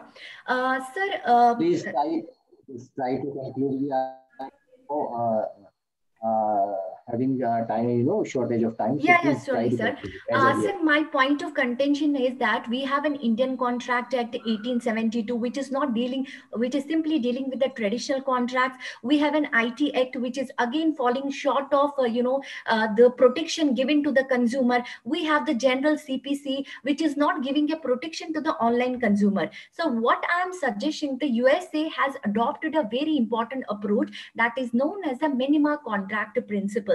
If we adopt the same principle, especially in the India, it will to a larger extent will relieve to the consumers. The minima contact principle, it will basically test on the three things, that is, defendants must have sufficient minimum contact with the foreign state, the claim asserted against the defendant, it must arise out of those contracts, and third one is that exercise of jurisdiction must be reasonable. If we will apply those kinds of tests in India as has been applied by USA, which to a larger extent has settled down the issues relating to the jurisdiction in India, it will larger extent resolve the issues of the online consumers in India. And moreover, I'm strongly suggesting that the courts in India, they should adopt the section 23 of the Indian contract, which is holding the certain clauses as unconscionable. They should implement the same section 23 in the selection forum clause, where the jurisdiction and authority has been given to the one party to determine the location where the cases has been filed. And as I have already highlighted that India, there are the various convention or the various agreements has been formulated for the protection of the the consumer. When we talk of the India is also, it's not a member of Organization of Economic Cooperation and Development. I'm sorry to interrupt you, ma'am. That's Please one, wind up. yeah, 30 seconds. As we know that India is being a non-member of the organization like Economic Cooperation and Development, but it is facilitating every support since 1999, but it's not in working lines with it. So I'm strongly recommending that India should, be a party to these international conventions. Also, they should incorporate the rules formulated at the international level, at the domestic level, so that it can to a larger extent help the consumers to relieve their problems. Thank you very much. Unanja, I think so. Why you have not mentioned standard form of contract? Because when Yeah, you are ma'am. talking about online shopping, right? So Yeah, there is ma'am. a standard form of contract where you are Definitely, giving the ma'am. consent, right? Yeah, So ma'am. once you have given the consent, then how can you say that there are certain jurisdictional issues occurring? Definitely, ma'am. There is a one problem that when we talk of the traditional contracts, especially the standard form of contracts, the courts have come up with the different exceptions to the standard form of contract. Like notes must be given contemporaneous with the formation of the contract, exemption clause. There are the 7 exceptions which has been laid down by the courts over the period of the time to the standard form of contract. But there is not even a single case in India which will tell us are the exceptions which has been laid down by the courts relating to the traditional form of contract, are they equally applicable to the online contracts? We don't have any case, we don't have any clause, we don't have any test or the guidelines on the same. So ma'am, to some extent we can say these are the standard form of contract, but the exceptions which has been laid down by the court are not followed by the e-commerce But then platforms. how the de minima or the minima, you have said that it's in US, it has been Yeah. adopted where they have focused upon the minimum, you can say that the cases that you have told. So Ma'am, how this minima. will help? Yeah, Yeah, sorry. can Yeah, ma'am. Yeah, ma'am. And the minima contact principle will definitely help us in the jurisdictional issues, because when we talk of the jurisdictional issues, because when a person is shopping from the outside, electronic commerce portal, which is located in some other country, the jurisdiction is very difficult to determine. So minima contact principle is basically laid down in USA, which Suppose is a helping. person is buying, Amanda, suppose a person is buying it for the first time and he or she got cheated. So how this sufficient minimum contact with the forum state principle will help that particular consumer? Definitely, ma'am. When we talk of the domestic jurisdiction, we have the CPC, we have the sections No, no, I'm provided. talking about that is Yeah, an yeah, yeah. online forum. Yeah, ma'am. Definitely, ma'am. Because, ma'am, when a consumer is cheated at the international level, the minima contact principle will come to his rescue. Because, ma'am, jurisdiction is a very difficult to determine when we talk of the international level. Minima contact principle will help Thank India you. to determine the Thank you, jurisdiction. Guljarji. Thank you, Thank you please. so much. Okay, Thank you. sir. Okay, All the best, please. thank you so much. We are running short of time, so that is why we are just trying to finish it well in time, right? So, yes, sir. Definitely, sir. Please. Thank you so much, author, for sharing your deep knowledge on this issue. Your presentation was full of enthusiasm and valuable knowledge on e-commerce transactions. The next distinguished to honor us with the knowledge are Dr. Seema and Ms. Gayatri from Vellore Institute of Technology, Vellore, Tamil Nadu. Now I request the authors to present their research paper on the topic Influence of Transformational and Transactional Leadership Styles on Organizational Commitment, and make sure your camera and mic is on.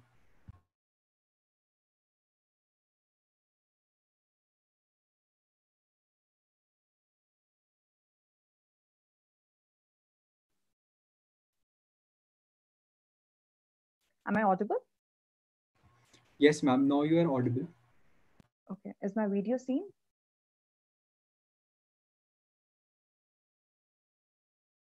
Ma'am, as of now, your screen is Yeah, not please. visible. Please go ahead.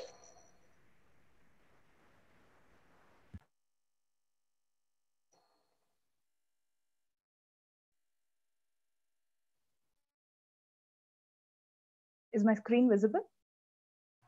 Yes, ma'am. Your screen is visible. Okay. Good evening to one and all present here. I'm M. Gayatri, the co-author, and my author is Dr. Seema A. And our work is based upon the topic Influence of Transformational and Transactional Leadership Styles on Organizational Commitment. To begin with, I'm starting because I'm not able to move my slide.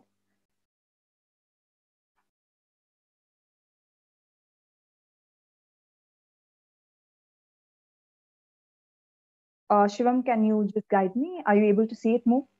Yes, ma'am. Your first slide is visible. No, it's not on the second slide. That is, the introduction is not seen, right? No, ma'am. It's still By on. any possibility, can you share it if you don't mind? Sure, ma'am. Sure, ma'am. I'm really sorry. Sure, ma'am. I will. Sure, ma'am. Ma'am, just give me a minute. I'll surely share. Yeah. Thanks, Kritisha.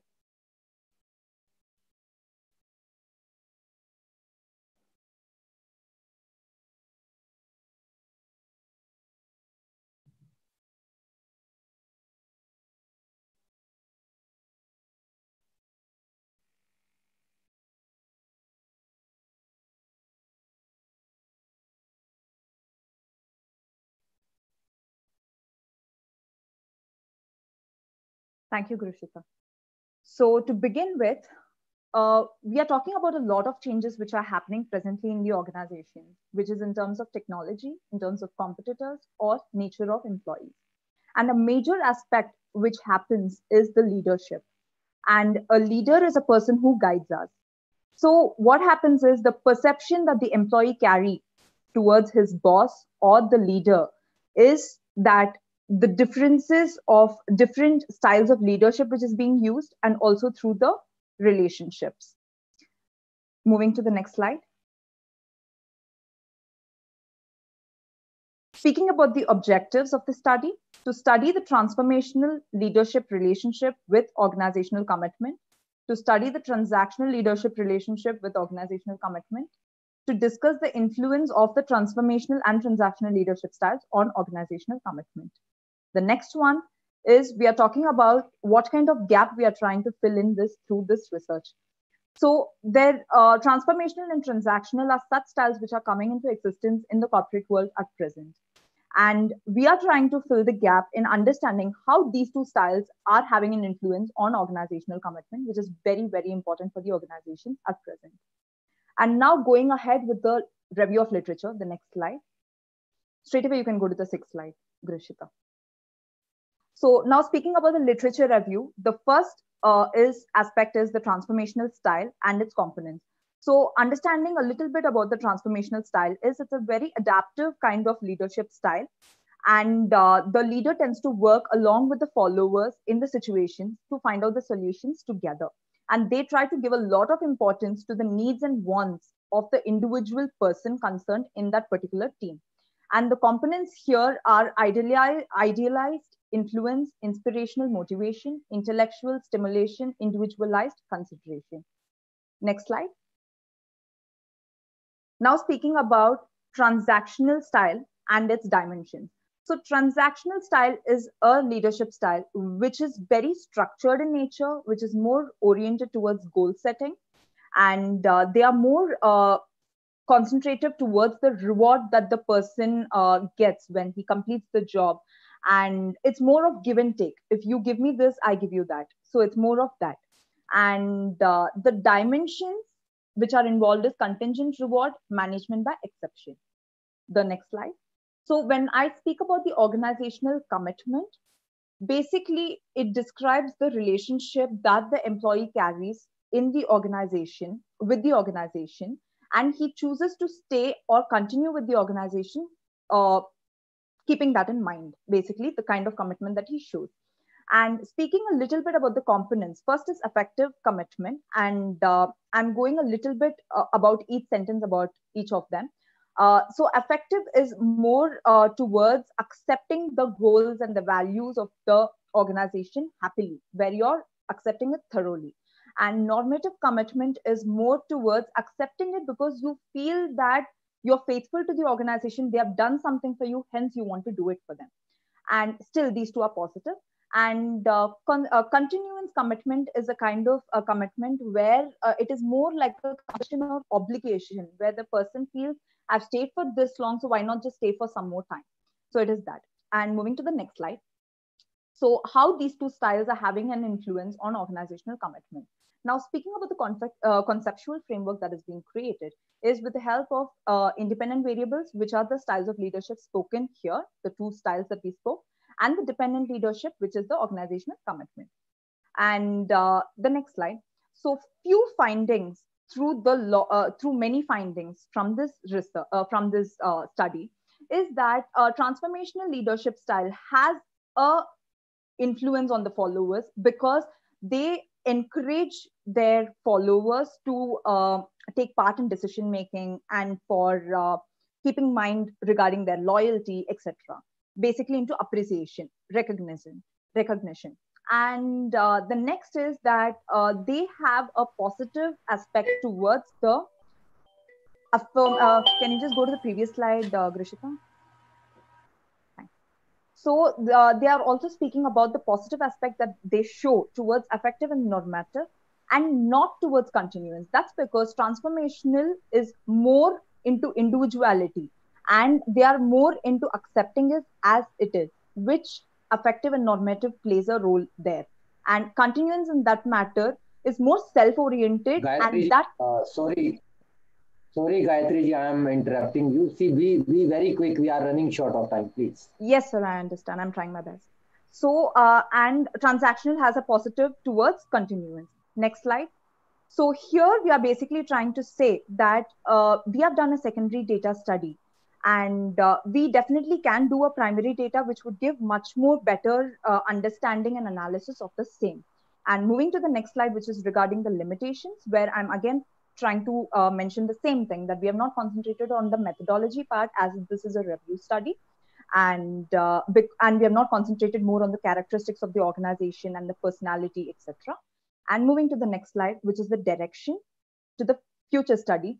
which is again the same thing where I'm trying to say that it can be more exploratory in nature, and few things such as aspects like leader member exchange, all these aspects can be included, and few concepts like trust, loyalty, all these things can be included. And when I'm speaking about concluding my the next slide, Grishita, so there are many leaders who portray both the kind of styles, that is transformational and transactional. But according to this particular study, how much we have noticed, maximum the leaders are trying to portray transformational style, which is increasing the commitment of the employees in the organization than transactional. Thank you. Yes, Gayatri ji, there is one question, only one question. Yes, sir. Which leadership style you found more influencing as far as the organizational commitment is concerned?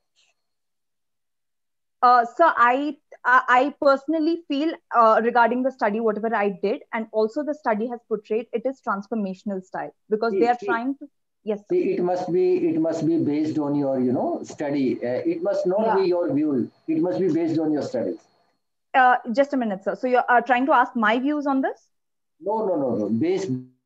Based on your outcomes of your this research paper. Yes, sir. That is transformational style, and that is because they are trying to. Transformational style is looking more towards individual needs and wants, which is lacking in transactional.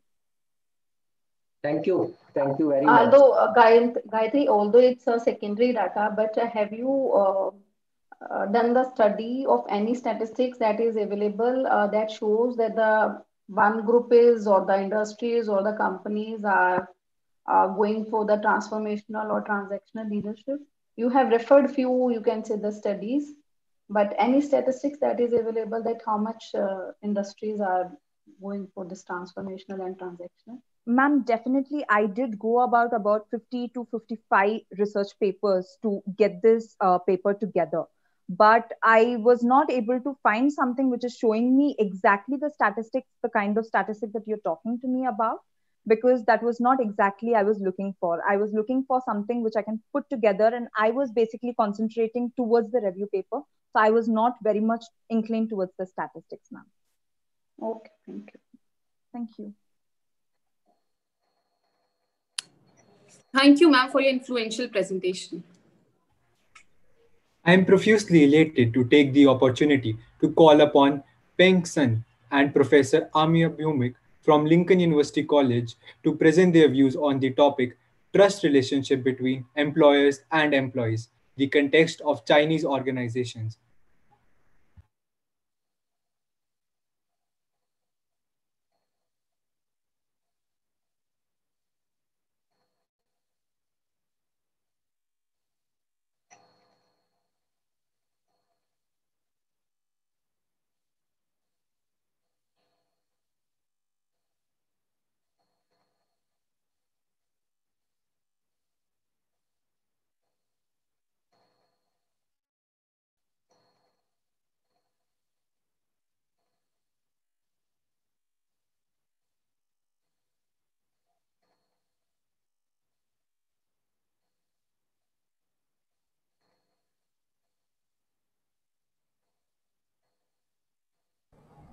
Hello, scholars.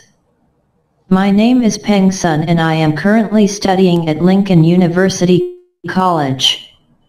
Today, I am very honored to attend this academic conference and publish 2 articles of mine.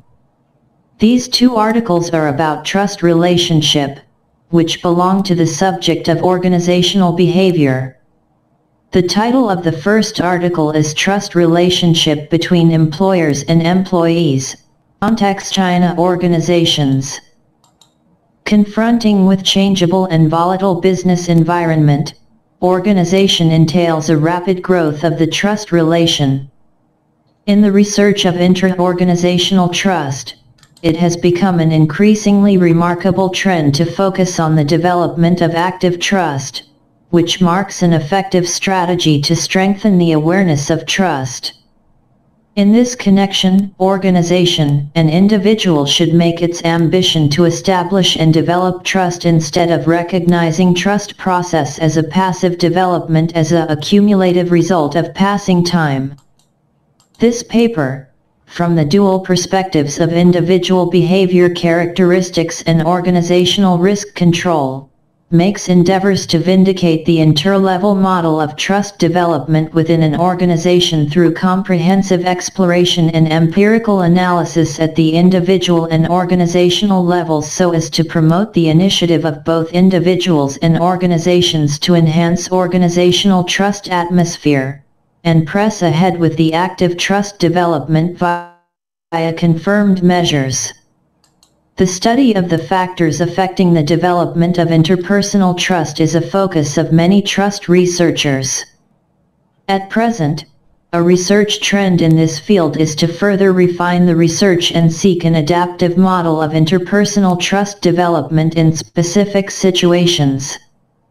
The research shows that the cognitive trust to the superior is different from the emotional trust, and the two kinds of trust affect the employee's behavior and performance. To put it profoundly, trust comes from different sources, including the characteristics of personal credibility and the emotional intensity of mutual interaction, bring about different types of trust. Manager trust is divided into cognitive trust and emotional trust, which influence employees' behavior and result through a variety of mechanisms. Superior cognitive trust affects employees' task performance and organizational citizenship behavior through the complete intermediary of attention focus. On the one hand, the superior emotional trust indirectly promotes the task performance and organizational citizenship behavior of employees through emotional commitment. On the other hand, it directly gives a strong boost to the task performance and individual-directed citizenship behavior of employees. In particular, employee trust in managers can be obtained from two different sources and generate a greater positive impact on employees in a coordinated way. Managers, on the one hand, emphasize their own fairness and high level of management ability through the way of moral superior to complete the goal of identification to their own personality characteristics for subordinates, and enhancement of their own cognitive trust. On the other hand, out of benevolent superior methods such as taking care of subordinates, a good emotional relationship between the two sides can be formulated, and a better emotional trust can be increased to superiors. In this connection, the combination of the two types of trust will have a strong positive impact on employee behavior and performance. Apart from that, superior affective trust has more effect on employees' task performance and organizational citizenship behavior than cognitive trust. The results of this study suggest that managers should pay more attention to the role of emotional trust, actively strengthen emotional contact and communication with employees, and improve the level of emotional trust of subordinates, which may be more conducive to the development of management work and achieve better results.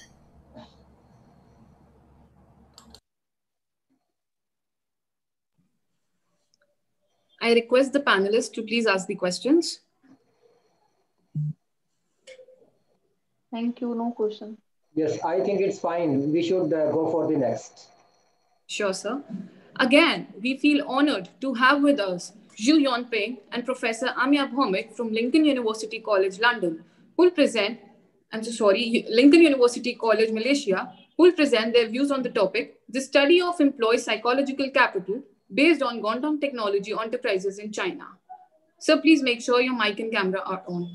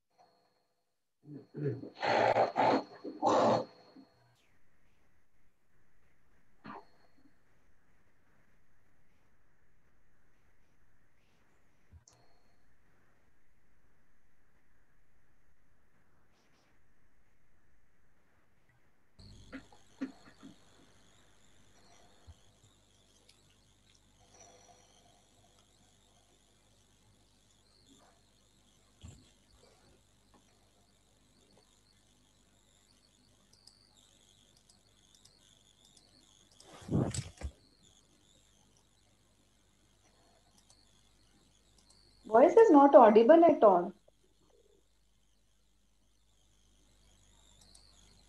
Shivam, are you comfortable to share the same?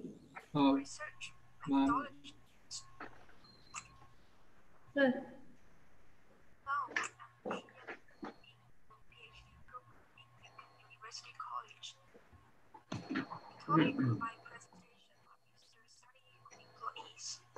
First, there are differences between societies in.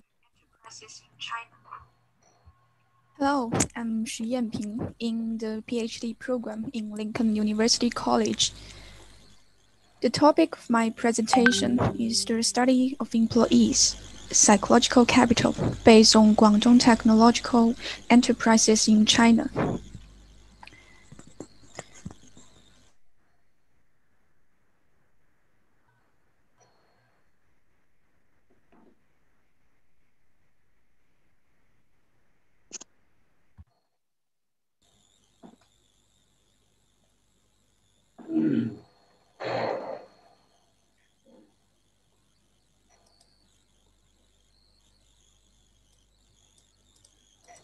We request you to kindly just wait for 2 minutes. There's some technical glitch. Just wait for 2 minutes.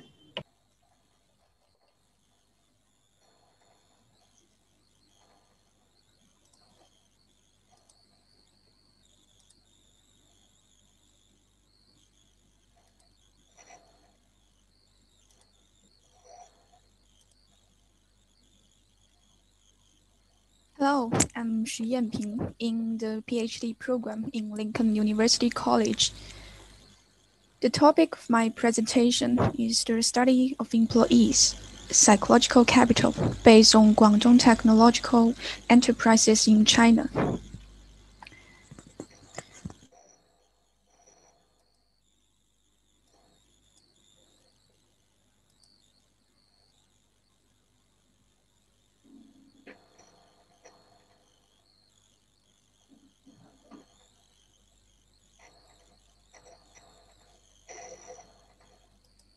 Hello, I'm Xu Yanping in the PhD program in Lincoln University College. The topic of my presentation is the study of employees, psychological capital, based on Guangdong Technological Enterprises in China.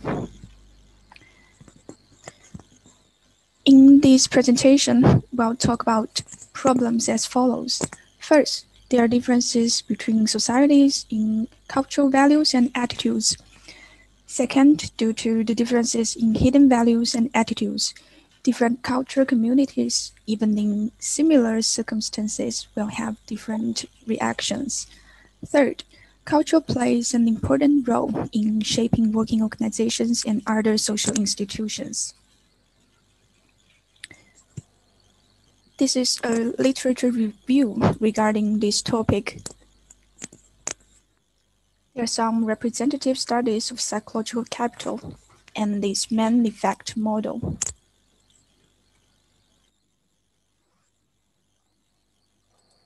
The next part is summary of the hypothesis of this research. We got 13 hypotheses for this research. And next, we'll talk about research methodology, about the methods we use during the process. Professor Lucen and his colleagues from Gallup in the United States conducted in-depth theoretical discussions on the construction of psychological capital in 2002 and 2004, including theoretical sources, construct dimensions, and human resources management practices. And in the subsequent empirical research process, the structure and management of psychological capital in view of the collation of existing literature, we believe that it can be summarized into three types. That is, the psychological capital structure and management in the exploration phase, the psychological capital structure and management in the verification phase, and that in the open development phase. When dealing with data and analyzing it, we first tested the sensitivity of the sample data for the 161 samples of Group A to support the factor analysis. The test results is a KMO value of 0.884, indicating that the data is suitable for factor analysis.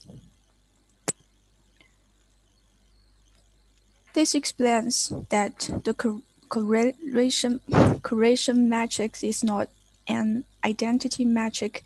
There is a possibility of showing factors between variables and factor analysis can be performed. Next, we use the principal component analysis method to extract the common factor by combining the reference grapple map with the principle that the eighth value is greater than 1. After obtaining the initial factor load metric, rotation is performed using the maximum variation method to obtain the rotation factor load metric. And the conclusion we come to is that the study has achieved multiple intermediary effects in the concept, structure, and psychological capital in antecedent variables and outcome variables, including innovating research results, such as differences in demographic variables in the construction of this topic, as well as other valuable research conclusions. At the same time, there are some resource limitations and research methods in this topic. The theory of psychological capital is profound and needs to be further enriched and developed from more research groups at different levels. More scientific research methods should be adopted. Moreover, psychological capital has considerable and research value for corporate practice and the improvement of the overall health and output.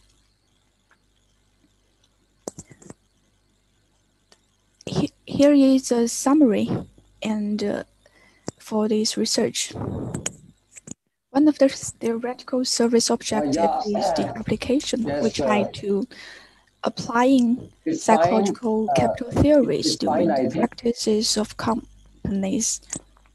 Sir, I think so it's a During the recording. theoretical discussion stage, applying the theories. Moreover, we need current studies.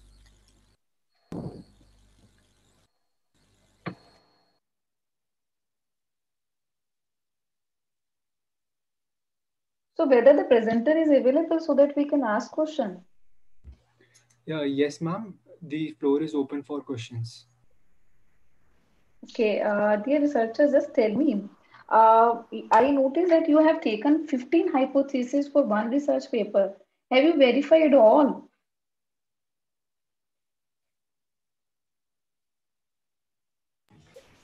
I think it's record. I think it's recorded lecture, ma'am. Yeah, so she's not available here now. Okay, it's okay. Then we will move ahead. Yes, yes. Okay. So I think the presentation part is over, Shivam. No, sir. We still have 2 research papers left to be presented.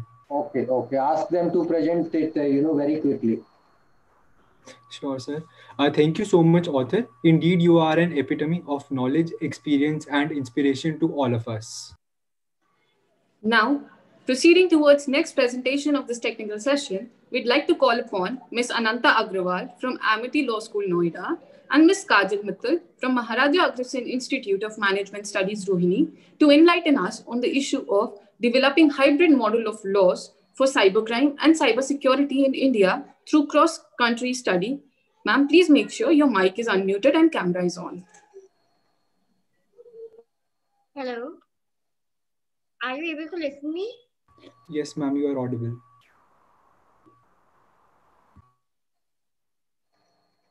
Is my screen visible? Yes, ma'am, it's visible. Okay.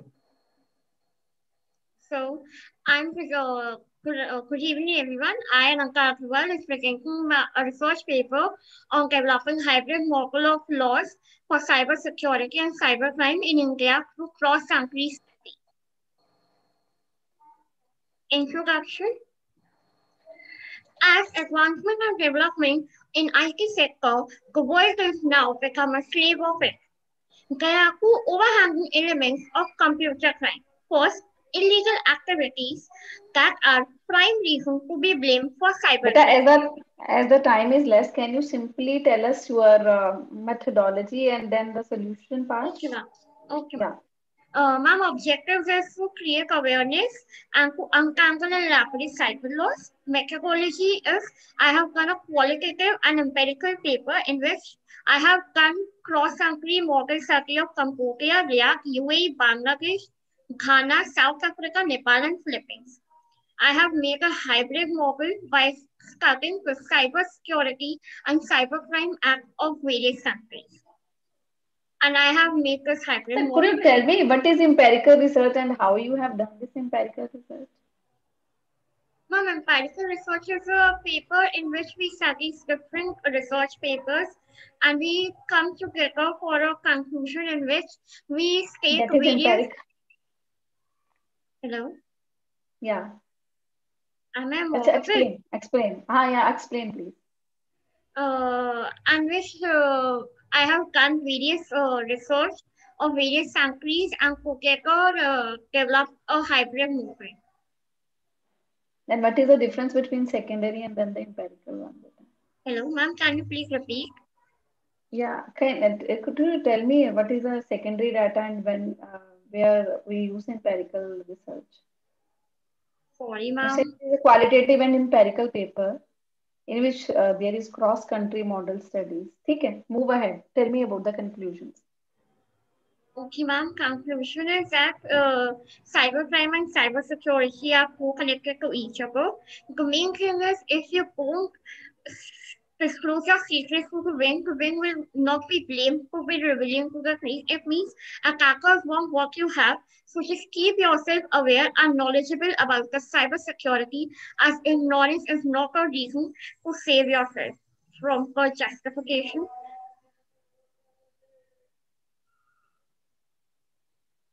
Never share your information to any stranger and on social media platform. Thank you. So do you want to ask anything?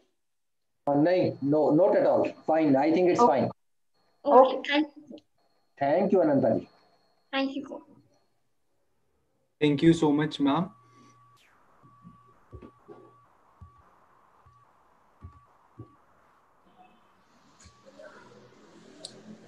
Now, Dr. Neetu Jain from Indian Institute of Public Administration, Delhi, Professor Rita Raina from Ford School of Management, New Delhi, and Professor Om Prakash Wali from Indian Institute of Foreign Trade, New Delhi, are going to address the gathering on the topic assessing the impact of social media on interpersonal need profile of Gen Y. Please ensure your mic and camera are on.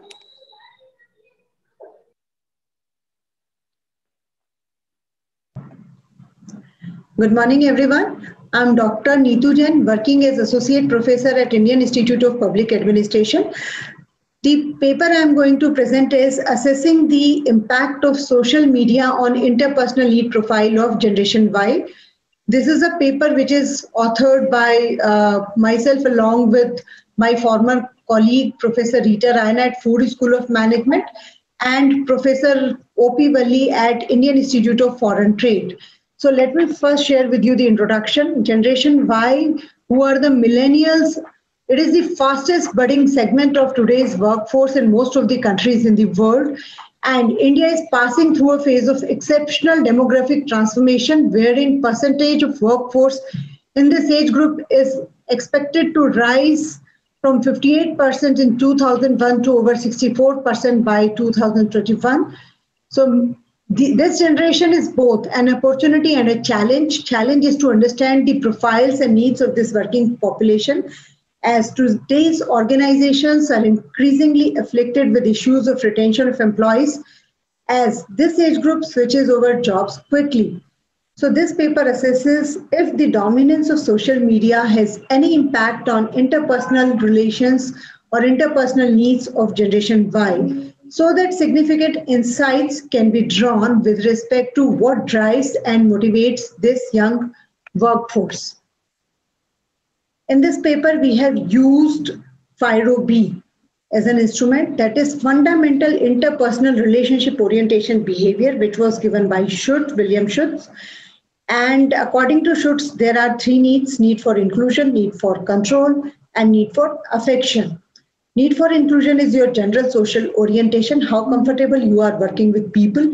Need for control is degree to which we want to exercise control, exercise authority over others, or we want others to exercise control or authority over us. Need for affection is, the degree to which we express love, warmth, empathy in one-to-one relationship. These needs operate at two levels: expressed behavior and wanted behavior. So we have expressed behavior means degree to which we move towards others, and wanted behavior is degree to which we want others to move towards us. So we have expressed need for inclusion, degree to which we include others in our activities. Then wanted inclusion, degree to which we want others to include us in their activities. Expressed control, degree to which we exercise control over others. Wanted control, degree to which we want others to control us. Expressed affection, degree to which we express love, warmth, empathy in one-to-one relationship. And wanted affection, degree to which we want others to express love, warmth, empathy in one-to-one relationship. We have added one more need into this paper, that is need for respect, because we consider that need for respect is a very important need to be considered along with these three needs. So we have expressed need for respect and wanted interpersonal need for respect. Objectives of this paper are to explore if dominance of social media has any impact on interpersonal needs, expressed and wanted need for inclusion, control, affection, and respect, and to assess if these needs vary across age, gender, and education of Generation Y. Research methodology and exploratory survey research design was used to find out the correlation between interpersonal needs of millennials and use of social media. 250 postgraduate students pursuing MBA from different colleges in Delhi and NCR were considered for the study. And statistical tools used were crosstab, Pearson correlation, and ENCOVA. And as I already told you that we use instrument of FIRO-B. These are the hypotheses of the study. Online usage is significantly related to expressed and wanted need for inclusion. It is significantly related to expressed and wanted need for control, affection, and respect. Similarly, expressed and wanted interpersonal needs of Generation Y differ across age, gender, and education. And of course, these differ across controlling for the covariate. EA was found to differ significantly across levels of age, gender, but not across level of education.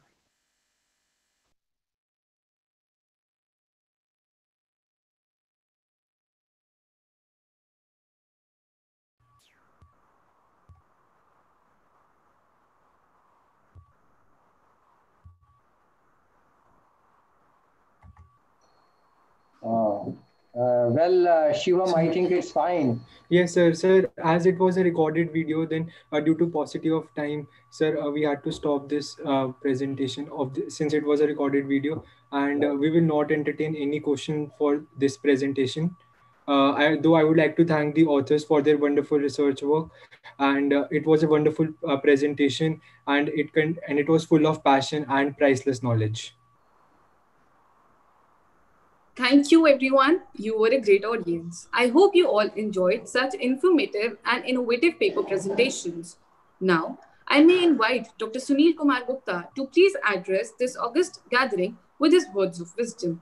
So, please. Uh, Thank you very much, Chopra ma'am, for providing me such a great opportunity. You know, the entire session was full of discussion, and the each and every presenter has tried to discuss and deliberate upon very contemporary issues threadbare. So one and the most important aspect which I wanted to convey from my side is that it was a great learning experience, and it was only because of the paucity of the time that we could not get it in a very comprehensive way. Otherwise, the presentation could have been very meaningful and very significant. But despite being all the facts, the management, from the organizer sides, and particularly, I extend my sincere thanks to Dr. Ravi ji, the conference organizer, and Dr. Vijay Khurana ji, Professor Management Studies, and he is like my elder brother, and then Dr. Parul Kumar, Manju Madam, and all those who made this event a grand success, whether they belong to the teaching fraternity or they belong to the management side, administration side. But overall, it was a wonderful experience, and listening from the researcher has always been a great experience. So I just add from my side is that the researcher and the presenter who done a very wonderful job. So in case if the time would have permitted, then definitely this exercise could have been more significant for all of us. So with this, I extend my sincere thanks, and wish this conference has given a very positive message to the academic fraternity. So thank you very much, please. Thank you so much, sir. Such novel and inspiring ideas you presented for our participants. Indeed, they all will adopt them. We are really thankful, sir. Now, I invite Professor Rajni Malhotra Dhingra, our session co-chair, to address all of us.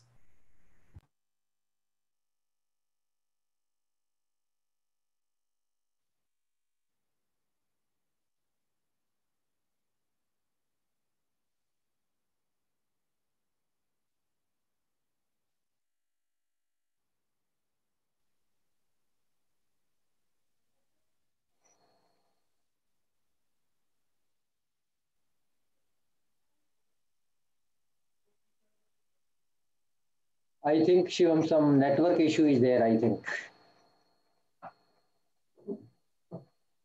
Hello?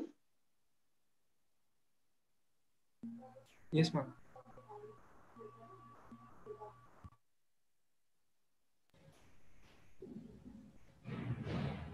Yeah, am I audible? Yes, ma'am, you are audible, ma'am. Yes, ma'am. Yes, ma'am. Okay, okay. I thanks the organizer for giving this chance to me to co-chair the session, and especially the host of this session, Dr. Nisha, and my dear students. Um, but then Sir was so liberal, our chair is so liberal in commenting. But I will say that this you can session can be more informative, can be more, you can say that throw information on various aspects. And I will advise the researchers to do extensive research while you are presenting. Everywhere you will get the same time only. So you should focus on the conclusion part so that you can make, you can say that you can enhance the knowledge of the audience and can make it very interesting. Some presenter has focused upon the conclusions, so I congratulate them. But then to the, you can say the PhD scholars and to the beginners of this profession, I will advise that always tell the problem and then straight away come to the conclusion part. Thank you so much. Otherwise, you have done a wonderful job. Thank you. Thank you so much, ma'am, for such a valuable input you provided to our participants. Now, we are proceeding to the end, and I request Dr. Nisha Dhanraj Diwani to present the vote of thanks. Thank you, Krishna. It's a matter of friends has reached its halfway. All the participants are very enthusiastic and presented their paper so well in line with the theme of the present session. I would like to thank the chairperson of the session, Dr. Sunil Kumar Gupta, for gracing today's technical session and lending his expertise. Thank you so much, sir, for your interesting and thought-provoking ideas. I'm sure that all the participants have taken note of your suggestions and will be incorporating the same in their research work. I also wish to express my sincere thanks to Professor Rajni Malhotra for co-chairing the session and giving an excellent coverage to the third session by her deep knowledge on the related aspects. I would also like to thank Ms. Purnima Gupta for maintaining the record of this session through her report. I extend my thanks to all the authors for their stimulating paper presentations. It has been our pleasure to host all the participants of the conference, and I'm sure that the participants must have benefited by attending the same. Now, with this, we would wind up today's session and will connect tomorrow to continue with the rest of the technical sessions of our conference along with valedictory ceremony. Kindly join us with the same link at 9 a.m. tomorrow. Thank you. This is not the end. It is not even the beginning of the end, but it is perhaps the end of the beginning. On this note, we have come to the end of this productive and knowledgeable technical session. Thank you so much. Thank you, everyone. Thank you, everyone.